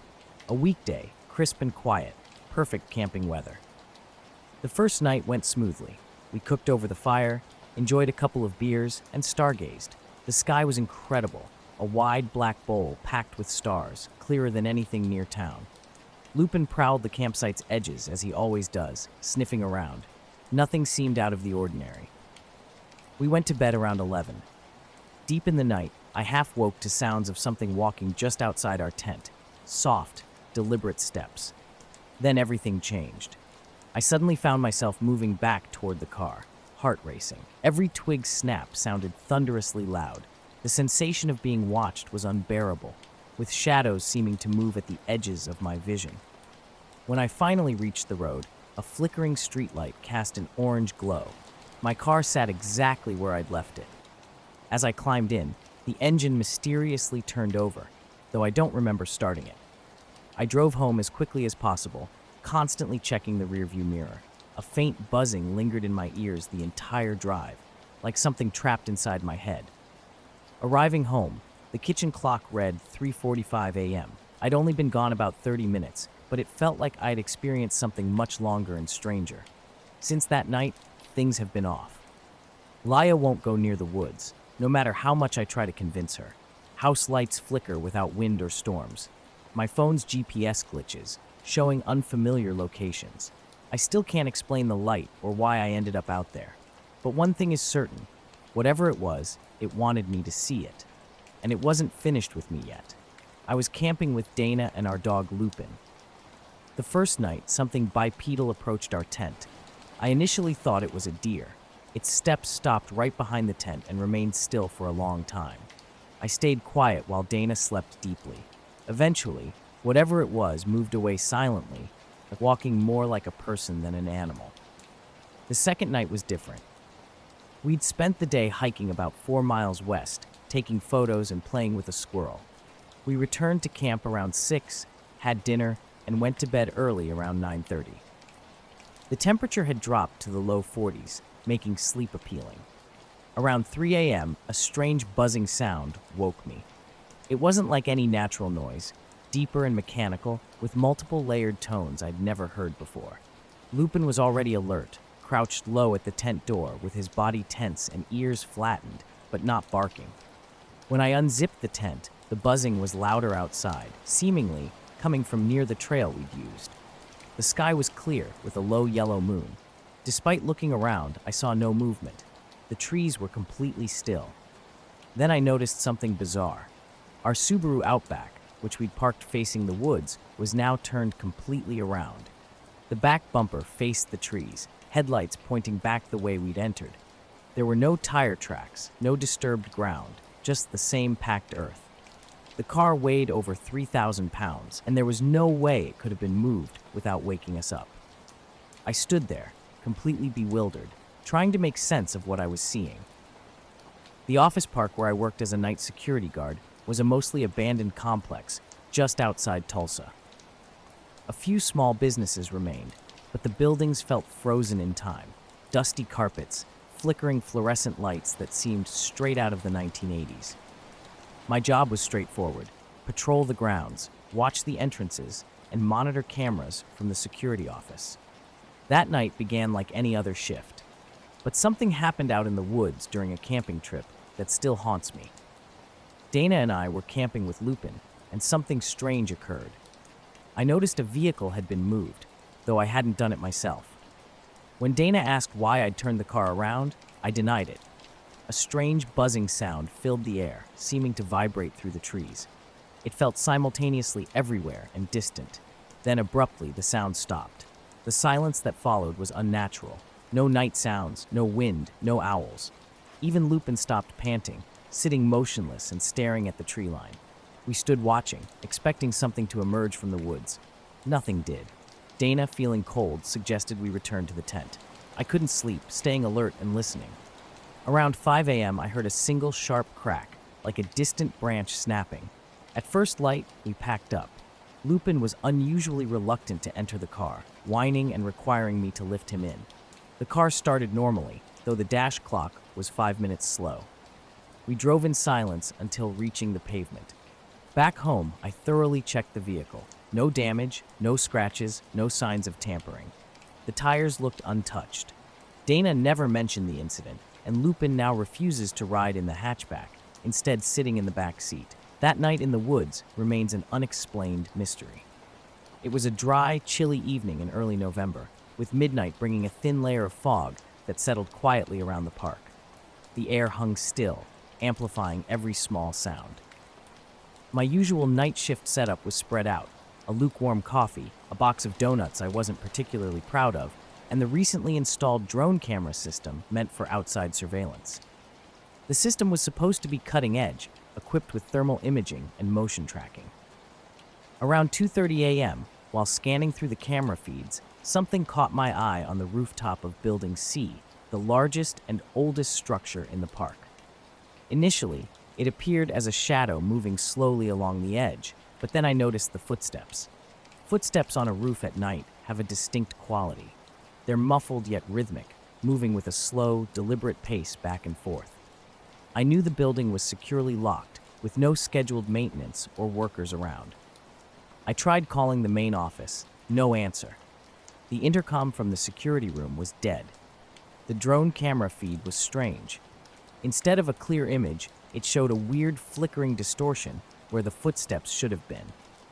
It was like the air itself was glitching, shimmering with each movement, but no figure ever fully formed. This wasn't something that normally would unsettle me, but something felt deeply wrong. I grabbed my flashlight and went outside to check the perimeter on foot. The lot was empty, with just a few old cars from the remaining businesses. Nothing but the distant highway's hum broke the silence. When I looked up at the roof, everything appeared normal. No footprints in the thin frost covering the gravel, no shadows, nothing out of place. I even climbed halfway up the fire escape and scanned the roof with my flashlight. Just empty, cold tar and gravel greeted me. Back inside, I thought maybe my eyes were playing tricks. But then the footsteps returned. Louder this time, slow and steady. The drone camera again picked up the flickering, this time right above the main entrance where the roof slightly protrudes. As I watched, trying to make sense of it all, the footsteps suddenly stopped. The flickering paused too, frozen like a bad TV signal. That's when I felt it, a low vibration in the air, deeper than static electricity, pressing against my skin.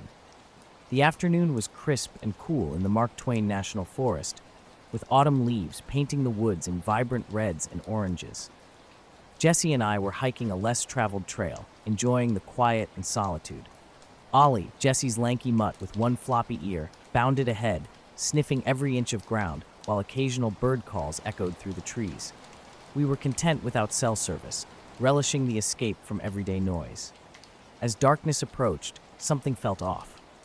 The air seemed to change, becoming heavy and charged.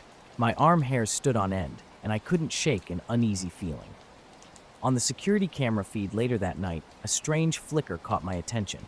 It started small, barely noticeable, then grew more intense, pulsing like a ripple through water. For a split second, I thought I saw a shadow or figure, but it vanished before I could be certain. I tried contacting the night manager and local police about potential trespassers. No one reported anything unusual. Confined to the security office, I watched the screens intently. The mysterious flickering continued intermittently, sometimes a tiny shimmer, other times spreading wider and breathing like a living thing. When my shift ended at dawn, I left quickly. The lifting fog and rising sun made everything look normal. Back home, I reviewed the drone footage. The flickering was clear, but no person or definitive image appeared. I've shared the story with coworkers who dismiss it as imagination or a system glitch. Yet the memory lingers, that vibration in the air, those unexplained footsteps. I haven't returned to the job. Now, when static appears on my screens, I wonder if something watches from just beyond perception's edge. Sometimes the most unsettling experiences are those that remain just out of focus, hinting at something more without revealing their true nature. We were hiking through the forest, our packs light, planning to be back before nightfall. An hour into our trek, we paused in a small clearing to catch our breath. That's when Jesse spotted something unusual. Deep in the northeast part of the forest, strange lights caught our attention. They weren't like typical campfires. Instead, they hovered low, positioned on tree trunks or just above the ground. 5 lights formed an even, curved arrangement, each emitting a solid color. The truly bizarre part was how they changed. A smooth, deliberate color transition began, blue fading into green, then shifting to red, followed by yellow, and finally a soft purple before cycling back to blue. We stood frozen, watching in complete silence. The lights remained perfectly stationary, nestled within the trees. As twilight deepened, they stood out sharply against the darkening forest. Ollie, our dog, suddenly went rigid. His tail stiffened, and a low, barely audible growl escaped him. Jesse whispered, "This has to be some kind of prank, right? Maybe LED lights?" But something felt different. The color sequence was too precise, seemingly programmed yet paradoxically natural. No sounds accompanied the lights, no rustling, no voices, nothing suggesting human intervention. We continued observing. The colors cycled steadily, calm and deliberate, without random flashing. My flashlight beam struggled to penetrate the thick tree cover, and the lights remained undisturbed. I suggested it might be some unusual wildlife phenomenon, perhaps bioluminescent fungus or insects. Jesse dismissed that idea. No fungus glows in such distinct colors, and insects wouldn't arrange themselves so perfectly. An unsettling silence surrounded the lights. The typical nighttime sounds, crickets, owls, wind rustling leaves, seemed to vanish. Suddenly, Ollie barked sharply and bolted toward the lights, darting through low branches. "Ollie, stop!" Jesse called, but the dog was already gone. We followed cautiously, carefully navigating the forest floor to avoid making noise. The forest felt different that night. As we got closer, the lights seemed to change. glowing orbs shifting colors in a slow, perfect pattern. The trees around us weren't like the rough oak or hickory we knew. The air was cooler, heavier, almost holding its breath. Jesse stopped and shined his flashlight into the cluster of trees with the lights. The beam passed right through one of them, not hitting anything solid. It was like the light was coming from thin air, not reflecting off something. This wasn't normal. No lanterns or glow sticks could do this. We stayed maybe 5 minutes before deciding to back off and head to the trailhead. The sun was fully down by then, and the woods felt denser, shadows curling under every tree. On the way back, I kept glancing over my shoulder. Something felt like it was watching us from just beyond the tree line. We didn't talk much until we got to the car. Both of us were jittery and confused, trying to make sense of what we'd seen. Those lights kept spinning in my mind, not just their existence, but how they moved through colors so perfectly, almost like they were communicating or signaling something. We tried to find rational explanations. Maybe a secret forest research project? An elaborate prank? Some unknown bioluminescent fungus or insects? Nothing fit. A few nights later, I went back alone, but found nothing, just dark trees and silence. Jesse and I haven't returned since. Ollie, our dog, now pulls away from the forest's edge.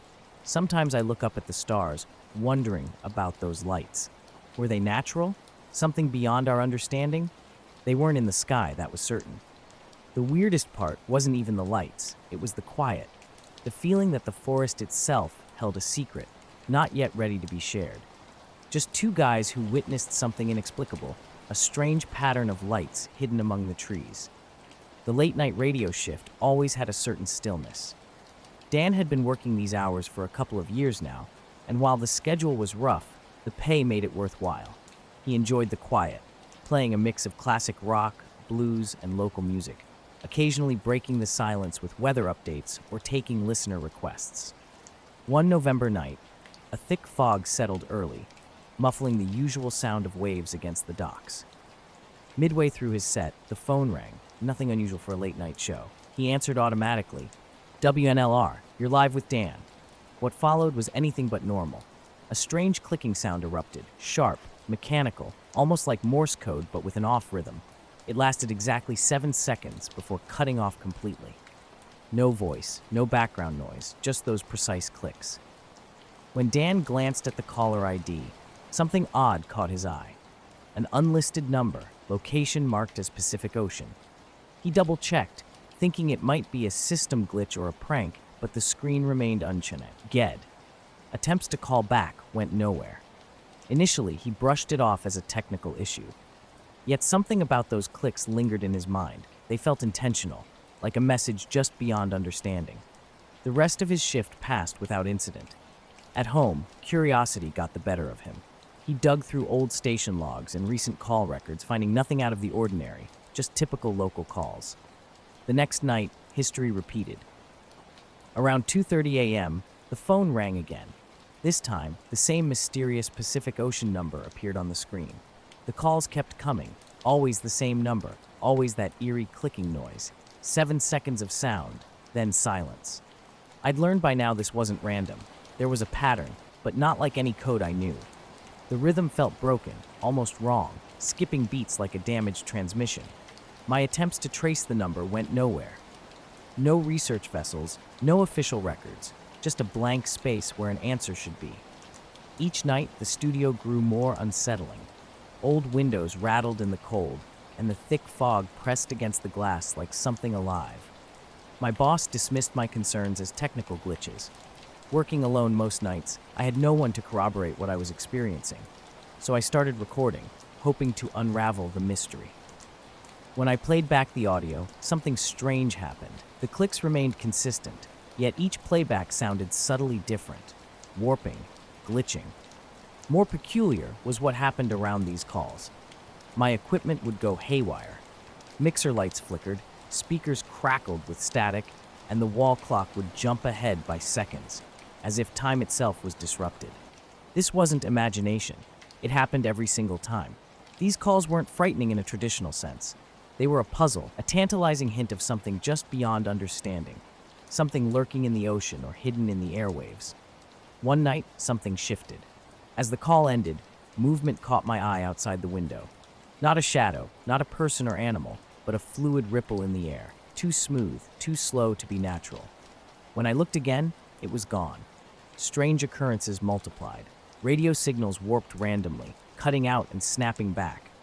The room would suddenly turn cold, as if the fog had somehow slipped inside, bringing with it an unexplained presence. Weather station nights brought an unexpected discovery. My friend Leah, working across town, noticed strange radar blips over the ocean at the same time every evening. These signals didn't correspond to any known aircraft or ships, and we couldn't explain their origin. Then everything went quiet. The mysterious calls stopped. No more clicking, no glitches, no strange movements outside. But the fog remained, and my mind kept circling back to those unexplained signals. One Saturday afternoon, while folding laundry, my daughter Ella interrupted my routine. She pulled out a piece of paper from her backpack and pushed it across the table. Her serious expression caught my attention immediately. The drawing was simple, a perfect circle. No wings, no windows, no lights. Just a smooth, plain shape about the size of a small plate. It looked different from anything a child might typically draw. "What's that?" I asked. "The thing I saw," she replied. She described how it floated above the playground at recess, hovering motionless above the monkey bars. Her description was matter-of-fact, larger than the slide, completely silent. When I asked if anyone else saw it, she shrugged. "I don't think so." Her matter-of-fact tone was both unsettling and intriguing. I kept the recording of that 7-second click, just in case it ever means something. Something might be out there, trying to communicate or simply interfering with our signals. I'm not sure I want to know what it is. I kept noticing something strange about Ella's story. She talked about a circle floating in the sky, completely calm and matter-of-fact. No excitement, no fear, just a simple description like she was talking about a cloud or an unusual shape. When I asked questions, trying to understand if she was making something up, she remained insistent that this was real. The next day, I decided to investigate. I checked the school's website for playground security cameras, but found only indoor cameras.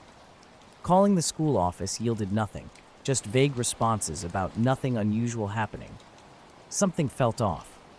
Ella's description of the circle wasn't like anything typical, not a balloon, not a drone. This wasn't like her at all. She wasn't prone to imaginary stories. The next morning, I walked her to school and watched her point to the monkey bars, scanning the empty blue sky with thin clouds. Nothing seemed out of place.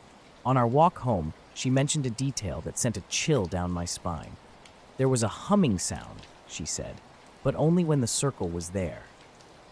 When I asked about the sound, she described it as a low buzz, not loud, but almost like something inside her head. In the following days, Ella stopped talking about the circle, but her behavior changed. She would often stare at the sky with a blank expression, as if searching for something invisible to everyone else. One evening while making dinner, she called me to the living room, holding her drawing again. The circle looked the same, but now there was a faint shadow inside, a barely noticeable darker smudge that seemed to move. "I added the shadow," she told me. "It was there when I looked again today." I tried to remain calm, but inside, I felt increasingly unsettled. At night, I'd check the sky through the window, seeing only stars, no strange shapes or lights. Something was happening, but I couldn't quite understand what. Yayla, my dog with a patch over one eye, was barking wildly at the window. When I looked out, the street appeared empty and silent, with only leaves rustling softly. Suddenly, a pale round shape drifted slowly above the tree line across the street. It hovered briefly, exactly as Ella had described, then vanished. No sound, no lights, just a perfect pale circle against the dark sky. I remained frozen, not wanting to wake Ella. Once Yayla calmed down, I closed the curtains and sat on the couch, staring into the darkness for hours. After that night, Ella began drawing the circle daily. She never added details beyond the shadow, but would trace its edges, making it larger or smaller, as if trying to understand its nature. I tried convincing myself it was childhood imagination or an optical illusion. Yet, I've searched everywhere for explanations, and none seem to fit. The truth is, I don't believe it's dangerous or scary in the way most people might expect. It simply exists, watching, perhaps waiting. I may never comprehend what it is or why Ella saw it. All I have is her drawing and the memory of that silent, perfect circle floating above the playground. No wings, no lights, no windows. Just a shape that didn't belong. I work nights at a small printing plant on Erie's outskirts. It's the kind of place where machines hum constantly, and only occasional workers like forklift drivers or maintenance staff break the silence. My name's Jess, and I started this job a few months ago, mainly because I needed steady work. Night shifts seemed ideal, less noise, easier to concentrate. The strange occurrence began a couple weeks in, during my third or fourth night shift. I was on break in the room with a window overlooking the loading dock and a stretch of trees. The clock read 2:33 a.m. when I first noticed it, a bright white light hovering just above the tree line. Unlike a plane or helicopter, it remained completely stationary. I blinked, trying to determine if my eyes were deceiving me. The light stayed steady, a perfect orb, basketball-sized but glowing far too intensely to be anything ordinary. The trees beneath seemed unnaturally dark, as if the light was absorbing their normal appearance. Every night at exactly 2:33 a.m., a strange light appeared. At first, I thought it might be a reflection from a passing car or street lamp, but it became a consistent phenomenon. I started timing my brakes to catch a glimpse, always trying to get closer, but the light would vanish instantly whenever I approached. I mentioned it to my coworker Tom, who just laughed it off, suggesting I might be losing my mind from working night shifts. But I knew what I was seeing, and the light's precision was too consistent to ignore. The loading dock became my observation point. Trucks would come and go, security lights would flicker, but this light remained unaffected. It hung silently, bright and unwavering. One particularly foggy night, the light appeared again, its edges blurred but still distinct. The mist seemed to struggle against its glow, yet it persisted. Something compelled me to investigate. I left the break room, thinking of my dog Pippa waiting at home.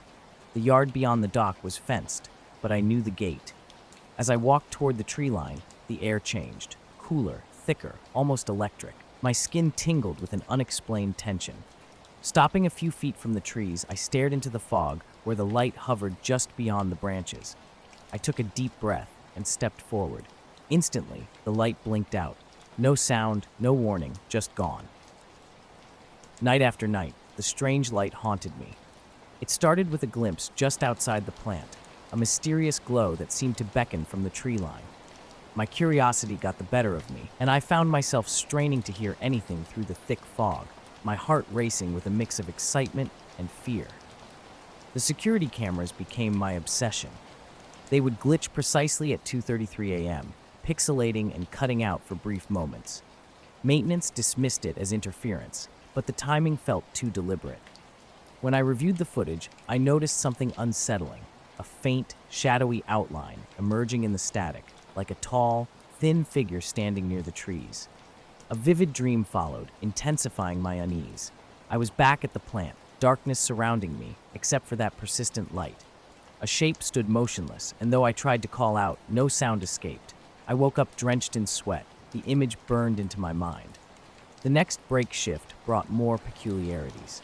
As the clock struck 2:33 a.m., the light appeared again. This time, I watched carefully. Something was wrong with the tree line.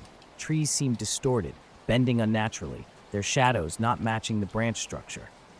Before I could capture evidence on my phone, the light vanished. A faint noise followed, a low hum reminiscent of a distant engine or machine. It lasted barely a second before dissolving into silence. I tried to rationalize it, but the precision was too remarkable to ignore. Tension began to consume me. At work, I caught colleagues stealing nervous glances toward the windows late at night. Yet when I attempted to discuss the strange occurrences, no one else acknowledged anything unusual. The feeling of being watched grew stronger, something lurking just beyond perception. Driving home one foggy night, headlights blurred like spectral apparitions. My eyes constantly darted to the rearview mirror, an unexplainable sense of unease settling over me. Something had changed, and I knew my world would never be the same. The power went out suddenly after dinner, while I was doing dishes, a common occurrence in the countryside. I live in northeastern Wyoming, about a mile off the main road. in an old house with wood siding, a Havre, and a rickety porch surrounded by fields and scrub forest. Jenna was upstairs putting our son Caleb to bed, and I was downstairs with our dog, Satis Birch, a lanky black lab mix who's usually laid back. When the lights flickered out, Birch became unusually restless. Our well pump meant no power, also meant no running water, something we'd been meaning to address with a generator. I grabbed a flashlight from the kitchen drawer and headed toward the front door to check the fuse box. Outside, the night was eerily quiet and colder than typical for mid-September. The sky was clear, with sharp stars and a thin crescent moon barely illuminating the yard. Birch followed me onto the porch, his nails clicking against the wooden boards. The silence felt unnatural. No crickets, no distant cars, no wind. It was as if the world had stopped breathing. I swept the flashlight across the landscape. At first, everything looked normal. Fence posts, garden beds, the gravel driveway stretching away from the house. Then, something caught my eye near the lawn's edge. Patches on the ground, 3 or 4 of them. Later I saw the light again, but when I looked back, nothing was there. Pulling into my driveway, Pippa waited on the porch, tail wagging but alert. She seemed to sense something in the trees behind the house. That night, sleep was elusive. At 2:33 a.m., I woke suddenly, thinking I heard a faint hum outside. Peering through the window revealed only darkness. No light, no shape. I haven't seen it since. Questions linger. Was it all in my imagination? The security camera glitches and persistent feeling of being watched suggest otherwise. Perhaps a drone, a test, or something else entirely. I'm relieved the light vanished before escalating, and even more grateful Pippa was present. She continues to stare out the window, as if anticipating its return. Circles of dirt, perfectly round and about the size of a dinner plate, caught my eye. They weren't typical burn marks, no ashes, no signs of fire. Just neat, clean rings where the grass had turned brown and died. I crouched down, running my fingers through the dry, scorched earth. It felt hot enough to kill anything living, yet the surrounding grass remained green and healthy. These patches looked fresh. Jenna came downstairs when I called her, rubbing her eyes. Her face went pale seeing the circles. "Did you make these?" she asked, half joking, but with an underlying worry. I shook my head. "Just noticed them myself." We walked the yard, discovering more patches. 4 in front, 2 near the woods, 1 by Caleb's old swing set. All perfect circles, spaced in a pattern that didn't make sense. Birch growled low, staring toward the tree line like he sensed something unseen. Inside for jackets and flashlights, we prepared to check the property. As we stepped off the porch, power returned. Lights flickered, the fridge hummed back to life. The outage seemed to have lasted mere minutes, though we knew differently. Caleb was awake now, looking confused. "Are the Circle people back?" he asked quietly. Jenna and I exchanged a glance. "Circle people?" He nodded toward the window. "They come at night," he said. "Mama says they make the circles." That night, sleep eluded me. Birch paced downstairs, scratching at the back door. When I finally opened it, the yard looked normal under the porch light. No new scorch marks. The next day, I went out with a shovel and camera to document the patches. Examining them closely, I noticed something strange. The soil wasn't just burnt, it was compacted, as if something heavy had pressed down evenly. Small indentations surrounded some circles, tiny holes puncturing the dirt. The yard was marked by strange, symmetrical patterns, each spot barely bigger than a pencil tip. When I showed the photos to my brother Pete, a mechanic with a no-nonsense attitude, he suggests someone might have used industrial equipment, but the precision was too perfect for farm machinery, and no one had been near our property. The closest neighbor was over 2 miles away. That afternoon, I decided to walk the perimeter fence line with Birch, who seemed uneasy. Small patches of scorched earth caught my eye, each a perfect circle spaced evenly beyond the fence. I wondered if the fire department or a utility crew had been out, but calls confirmed no scheduled work. Around 10 p.m., the power cut out. A soft wept through as darkness enveloped the house. Grabbing my flashlight, I went to check the yard. Birch barked sharply toward the woods. Initially, I saw nothing. Then the beam revealed something extraordinary. A pale, diffuse glow hovering just above the treetops, about 200 yards from the house. This wasn't a fire or lantern. It was an unnatural, steady light that simply hung there, silent and motionless. As I watched, it pulsed once, brighter, then dimmer. Birch tugged at his leash, whining low. Suddenly, the house lights flickered back on, and the glow vanished instantly. Jenna dismissed my story, too tired to listen. But the patches kept appearing, each one creeping closer to the house. I started tracking them in a notebook, documenting their strange progression. One morning, I discovered a circle right on the porch where I'd been sitting the night before. Under the porch light, the dirt looked different, almost as if the circle was absorbing or repelling it. The surrounding grass curled away, seemingly burned by an invisible heat. Birch's behavior grew more erratic. He avoided the woods and would occasionally freeze, staring intently at the sky as if perceiving something beyond my perception.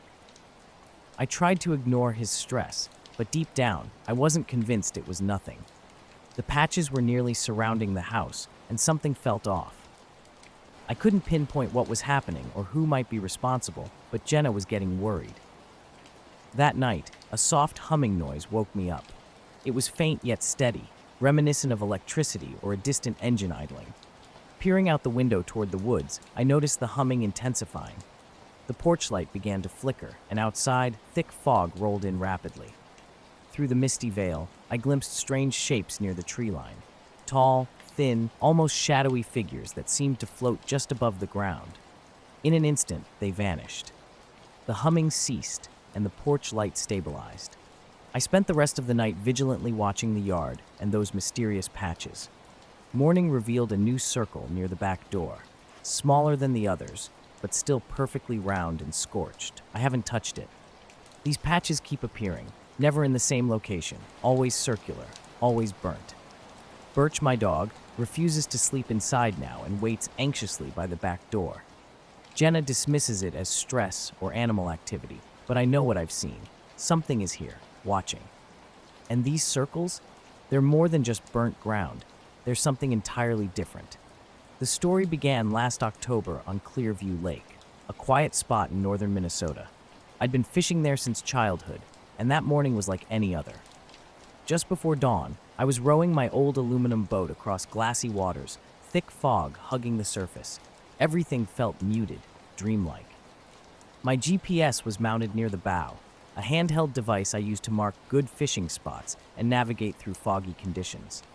About an hour into my drift toward the northwest shore, the device started acting strange. The screen flickered, then zoomed in on a perfect circular island I'd never seen before, roughly 200 feet across. The GPS showed something strange right in the middle of Clearview Lake, an island that shouldn't exist. I knew this lake well, and I was certain there were no islands here. Double-checking confirmed my suspicion. Neither my GPS nor Google Maps showed any landmass in that location. Curiosity pulled me toward the mysterious spot. Thick fog obscured most of my view, allowing me to see only a few dozen feet ahead.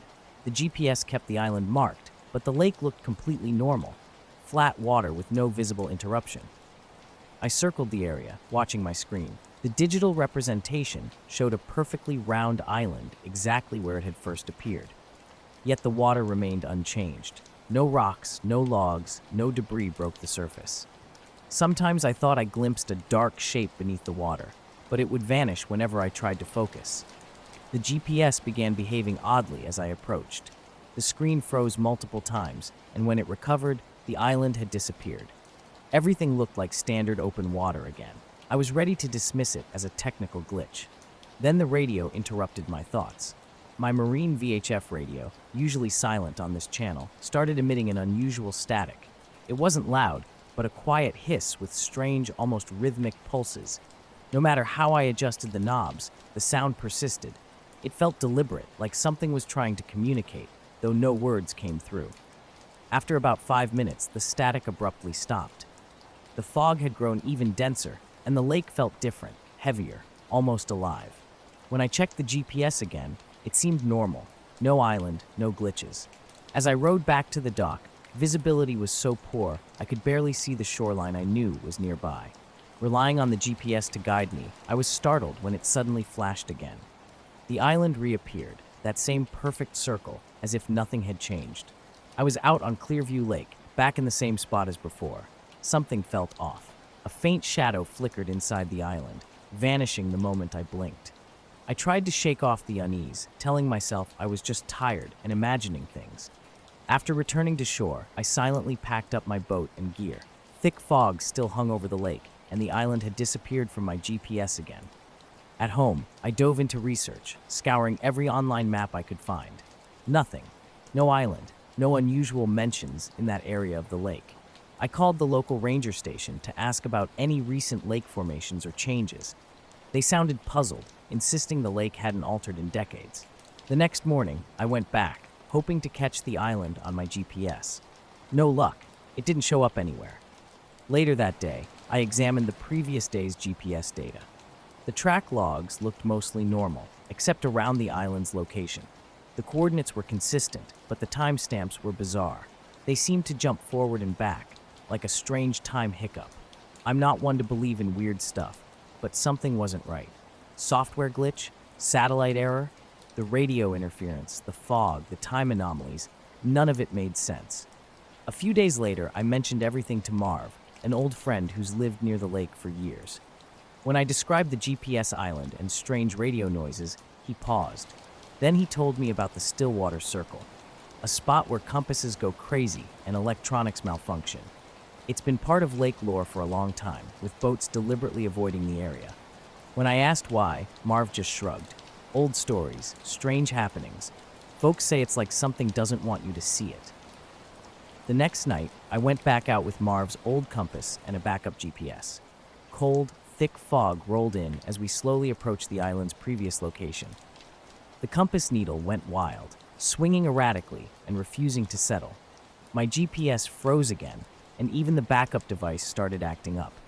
The whole thing started on a Tuesday in Harlan Ridge, a tiny Vermont town where everyone knows each other. My kitchen wall clock simply stopped at 3:17 p.m., frozen like someone hit pause. No ticking, no movement.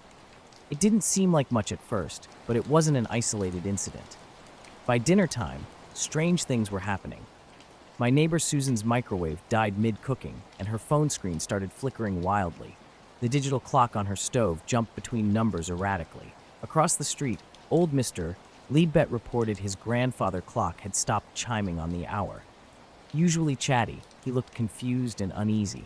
I initially thought it might be a power surge or an incoming storm, but the sky was clear and cool for late summer. No clouds, no wind, nothing suspicious.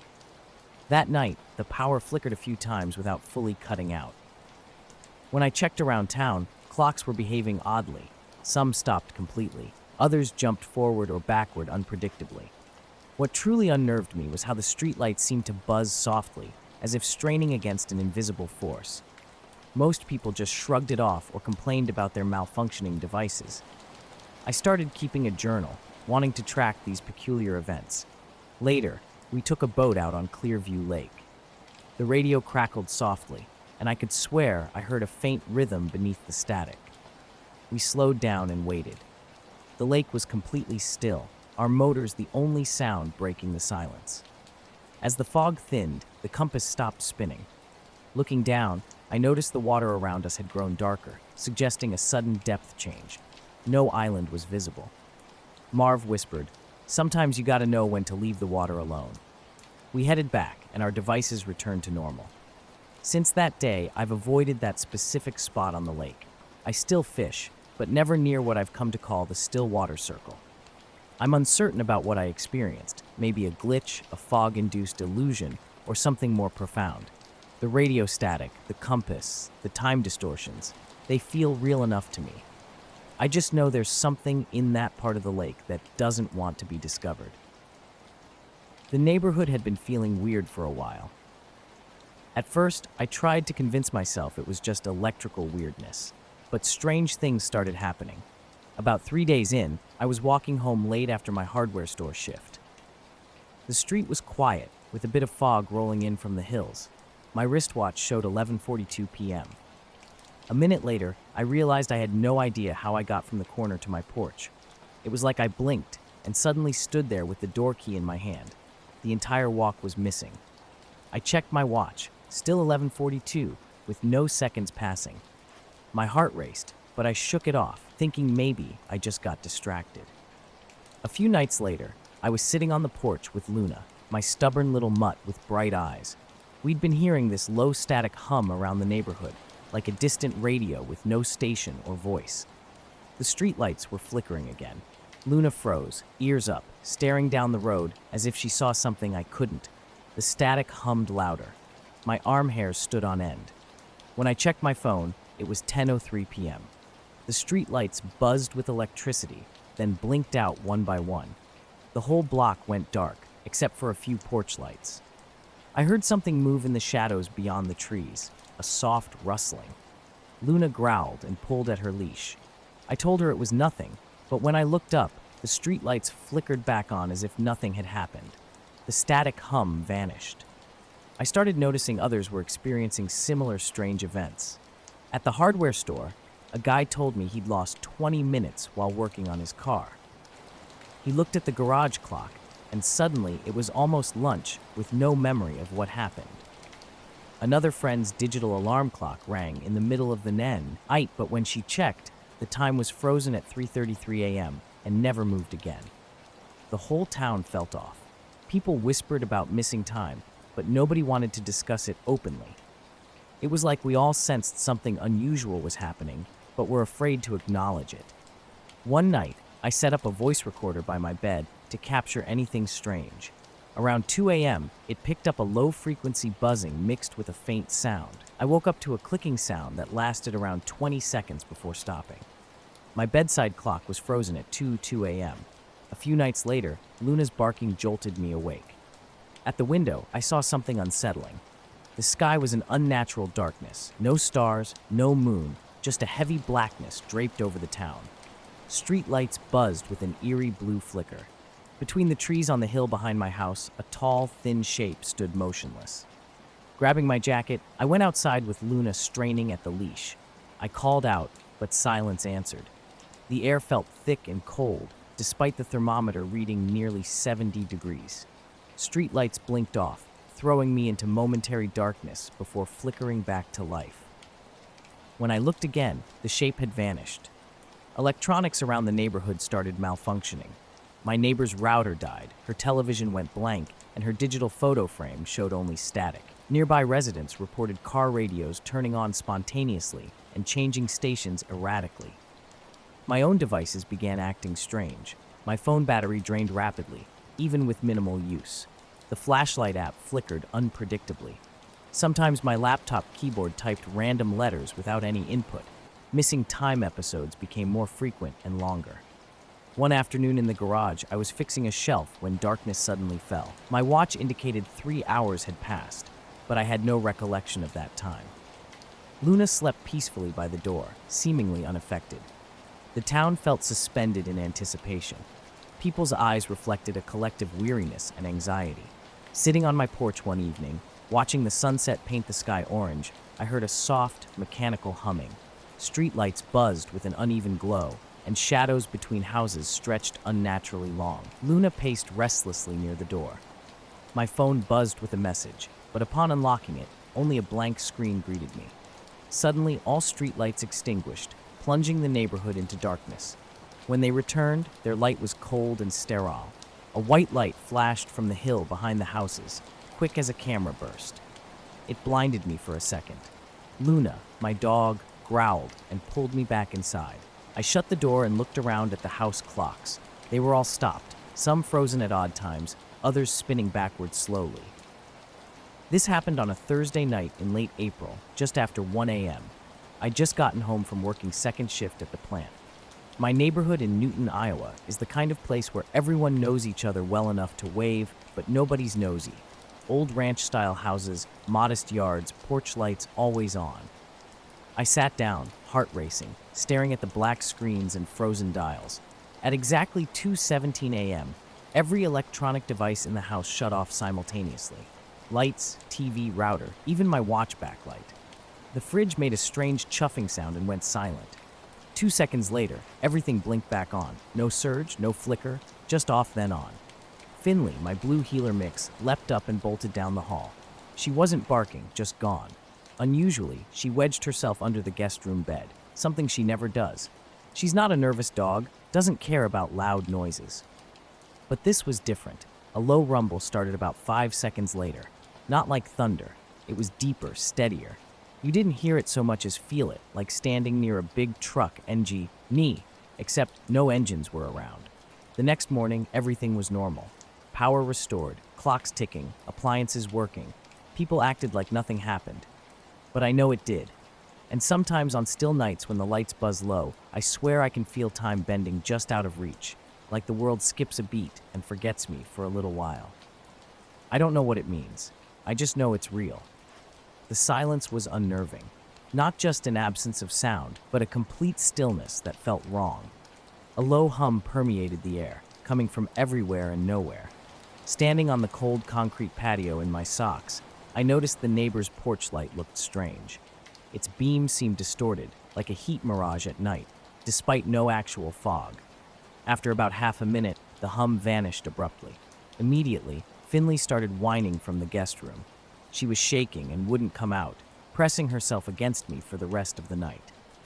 The next morning, I wondered if I'd imagined it all, chalking it up to a power glitch. During our morning walk, something felt off. Mrs. Cordell was outside in her robe, staring intently at the trees. When I said good morning, she asked if my lights had gone out. She specified the time, 17 after 2. That's when her story matched mine. I'd been watching a murder show when the screen went black and my record player mysteriously started. Mr. Alvarez looked equally unsettled on his porch. His weather station had reset itself, and the microwave clock was flashing. He initially thought he might be having a stroke. Unprompted, he mentioned the same low humming sensation I'd experienced, describing it like a plane passing overhead, except nothing was there. By the end of the cul-de-sac, I'd spoken to 4 neighbors. Each one mentioned the same precise time, 2:17, and reported their pets acting strangely. Mango, Mr. Alvarez's cat, had hidden behind the dryer until noon. Something unusual had definitely happened, though no one could explain exactly what. When I first noticed something was off, it wasn't anything dramatic. Mrs. Cordell's parrot, usually loud and chatty, was silent until dinner. The McKay's retriever had chewed through the laundry room baseboard. Almost out of habit, I checked my router logs after getting back inside, a routine from past streaming troubleshooting. The logs revealed something strange, a complete blank from timestamp 2073 to 27444, then everything resuming as if nothing happened. Curious, I set up an old Bushnell trail cam strapped to a tree in the backyard, pointing toward the back fence. I thought maybe a coyote or raccoon had spooked my dog Finley. For good measure, I also left my phone on the windowsill recording audio between 2 and 3 a.m. The next day's review was unsettling. The trail cam captured 3 videos during that hour, but one stood out. Time-stamped at 21:78 and lasting 30 seconds, it showed the yard empty, then suddenly illuminated by 3 distinct, quick light pulses. These weren't like lightning, no gradual flash and fade, just cold, sharp bursts. Tree shadows jumped as if something passed overhead, though no object appeared in the frame. The phone audio was even more disturbing. At exactly 21:71:12, a sharp crackle like microphone feedback erupted, followed by a low, vibrating tone that continued for about 30 seconds. At one point, the faintest thump suggested something touched the window glass. Finley was clearly affected. She started avoiding the back door entirely, forcing me to move her food bowl to the kitchen. During the day, she'd stare upward, ears pinned, tracking something invisible. A week later, I printed flyers and distributed them in our neighborhood loop, asking, "Did something strange happen around 2:17 a.m. last Thursday night?" 8 people texted, 2 called. Every single response involved weird electronic or pet behavior, or one person's security camera had corrupted footage, freezing at 2:17 and skipping to 2:18 with static. Another reported their fish tank inexplicably lighting up like a strobe, even with the power strip off. Nobody saw anything in the sky. No one remembered a flash or a crash. But everyone knew something unusual had occurred. The humming first caught my attention about a week ago, just as I was getting ready for bed. It was a low, almost imperceptible sound, like a distant engine running steadily somewhere far off. At first, I thought it might be a transformer or a neighbor's generator, but something felt off. The sound seemed to be right outside my house, almost in the backyard. I'm Jared, and I live in a quiet suburban neighborhood in Cedar Grove. It's the kind of place with typical two-story houses, small yards, and streetlights that cast more shadow than light. People here mostly keep to themselves, and I'm not particularly social with the neighbors. Nothing unusual has ever happened around here, until now. The first night, I paused while brushing my teeth and listened. The humming was soft, almost too faint to identify clearly. I walked to the back window and looked outside. Nothing. No cars, no flashing lights, no movement in the yard or trees. Just silence, except for that persistent hum. When I cracked the window open to listen better, the sound stopped instantly, like someone had flipped a switch. I chalked it up to my imagination or the house settling. But the next night, it happened again. The humming started around 11 p.m. I listened from bed before finally getting up to investigate. I stepped into the backyard, and immediately, silence. I waited, hoping it would return, but nothing. Frustrated, I went back inside and closed the door. Almost immediately, the humming resumed, quiet, but definitely present. I opened the back door, just a crack to check if it was coming from outside. Again, the moment the door opened, the sound vanished. That's when I started to get a little freaked out. The next day, I casually asked a few neighbors if they'd ever heard any strange late-night humming. They looked at me like I was crazy. The clock was the same. Every pet seemed on edge, acting like the world was ending. And no one could explain the sound. It never happened again. Not like that. But even now, every couple of months, Finley still wakes up at 2:17 on the dot, staring at the ceiling like she's waiting for something. The nights were strange. A low, steady humming would start after 11, a faint vibration you could feel through the floorboards. It wasn't loud, just an unsettling undercurrent that made me uneasy. Every time I tried to investigate, the sound would vanish. Luna, my scruffy terrier mix, seemed indifferent. She'd curl up on the couch while I strained to understand the mysterious noise. No one else in the neighborhood noticed anything. They said it was just quiet, with occasional cars and crickets. One night, I decided to test the sound's behavior. I left the back door slightly open and stood on the porch, listening carefully. The humming was present, soft but consistent. When I stepped into the yard, it immediately stopped. After about 10 seconds, it resumed only when I returned to the porch. It was bizarre, like the sound existed in a bubble around the house, disappearing the moment I fully stepped outside. I tried sitting in the backyard with headphones, hoping to understand its origin. Luna would join me, but quickly became restless, pawing at the door to go inside. She never barked or growled, just seemed uneasy, as if the sound irritated her somehow. Determined to capture evidence, I used my phone's voice memo app to record the humming. When I played it back, there was barely anything, just a faint buzz that could have been background interference. I even showed the recordings to my tech-savvy brother, Tim, but nothing conclusive emerged. The sound remained a mystery, existing in that strange liminal space between perception and reality. I was losing sleep over the mysterious sound. It started when he suggested it might be radio frequency interference or electronic noise, though nothing seemed obvious in the files. He recommended using a sound meter app, so I downloaded one and began testing at night. The humming was incredibly quiet, measuring around 20 to 25 dB, like a distant fridge or a whisper. Its frequency remained low and steady, nothing that struck me as unnatural. Yet every time I stepped outside, the sound vanished completely. I became obsessed with tracking its origin. Was it coming from a specific spot in the yard?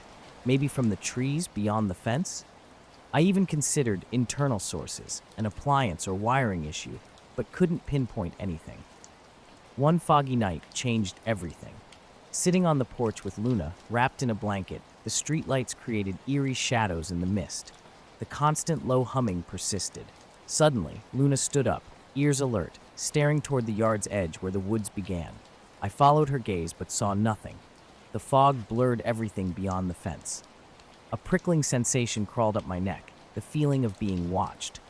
Luna growled softly and retreated inside without my prompting. I remained on the porch for another half hour, the humming pulsing in sync with my heartbeat. A faint light flickered among the trees, a pale, ghostly glow like a slowly moving flashlight beam. but when I looked directly, it disappeared. The next morning, I asked neighbors about strange lights or unusual occurrences. Their responses were blank, uninterested. Throughout the week, the humming's pattern remained erratic. Sometimes early, sometimes late. Occasionally, I felt it vibrating through the house walls. Other times, it was barely perceptible. I tried distracting myself with work and socializing, but the sound lingered in my mind like a persistent, quiet itch. It wasn't loud or violent, but something about it made me deeply uneasy. Last night, sitting in the living room with closed windows, the humming was faint yet unmistakable. I opened the back door and stepped outside, searching for answers. The night was crisp and silent. Luna slept on the porch step while I stood outside, scanning the darkness. No movement, no lights, no sounds broke the stillness. After a few minutes, I returned inside. The low, steady humming resumed. I've never told anyone about this strange occurrence. Who would believe me? It's like some weird electrical interference. Or maybe I'm just losing my mind. But on thick, quiet nights, the humming waits. Before this happened, I didn't believe in strange things. I loved stargazing, tracking satellites and planets, but never expected to capture unexplainable footage. It began during a clear, cold October night in northern Maine. As a landscape photographer, I'd recently started night sky time-lapse photography. That evening, I set up my camera in the backyard of my Eastport home, right on the coast. Ocean fog had just rolled out, leaving the air damp and crisp. I hoped to capture the Milky Way, or maybe the Northern Lights. I positioned the tripod in the side yard, pointed skyward past the tree line, and programmed it to take a photo every 10 seconds for 4 hours. The next morning, I downloaded the images and began creating a time-lapse video. While scrolling through the footage, watching stars drift and clouds pass, something caught my eye. An oval shape, like a balloon or blimp, appeared in the frame.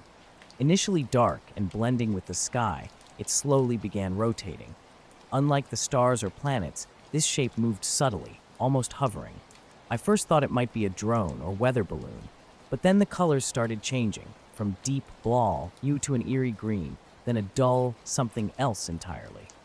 I first noticed something odd while filming the night sky. The camera caught a shape that didn't behave like anything I'd seen before. It wasn't a plane, helicopter, or typical celestial movement. The object glowed and changed colors in ways that made no sense. When I first reviewed the footage, I was puzzled. Planets and stars don't shift colors like this. I stepped outside to verify what I'd seen, but the sky appeared completely normal. No unusual lights or shapes were visible. My friend Lena, a wildlife biologist familiar with tech, suggested it might be a camera artifact or light reflection. Her explanation seemed reasonable, but the more I studied the video, the less convincing her theory became. The following night, I set up the camera in the same location. Luna, my border collie mix, was unusually tense. Her sharp eyes kept scanning the tree line, and she moved restlessly. The air carried scents of salt and pine. Around midnight, a low hum drifted through the air, the kind you might hear from distant power lines. Luna suddenly growled, staring toward the water. When I looked, I saw nothing. But the camera captured the shape again, this time higher in the sky, rotating with muted, pastel-like colors. Reviewing the footage revealed more strangeness. The object's rotation wasn't consistent, sometimes clockwise, sometimes counterclockwise. Meanwhile, the stars moved steadily eastward, as they always do. This movement pattern defied any natural explanation. I began investigating. I checked local weather radar and tracked flight paths, hoping to find a rational explanation. Nothing matched the time or location of these recordings. Over the next week, the phenomenon continued.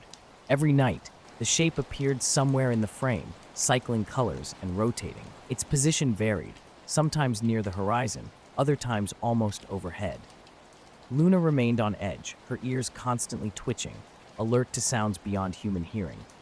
One night, I decided to investigate more closely. I brought binoculars and a second camera with a zoom lens. Sitting in the yard with Luna beside me, fog rolling off the nearby harbor, the shape appeared around 11:45 p.m. As the air chilled, I focused my binoculars. Strangely, the object remained blurry, like looking through a heat haze or a dirty window. Then the color cycling began again, deep green shifting to blue, then transforming once more. The amber glow seemed different this time. It pulsed softly, almost like a living breath. When I blinked and looked back, its position had subtly changed. No abrupt movements, just a slow, deliberate shift. My zoom camera struggled to capture it clearly.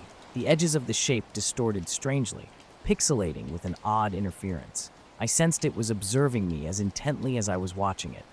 After about 30 minutes, it drifted upward and vanished. Street lamps buzzed quietly, and Luna whimpered. The next day, camera timestamps revealed something odd. The zoom lens had several minutes of missing footage, just black frames with static noise. The time-lapse camera remained unaffected. I kept rewatching, searching for any explanation. A person, drone, or balloon, nothing made sense. This shape cast no shadow on the clouds and reflected light unlike anything I'd encountered before. Some nights, especially when the sky was overcast, it disappeared completely.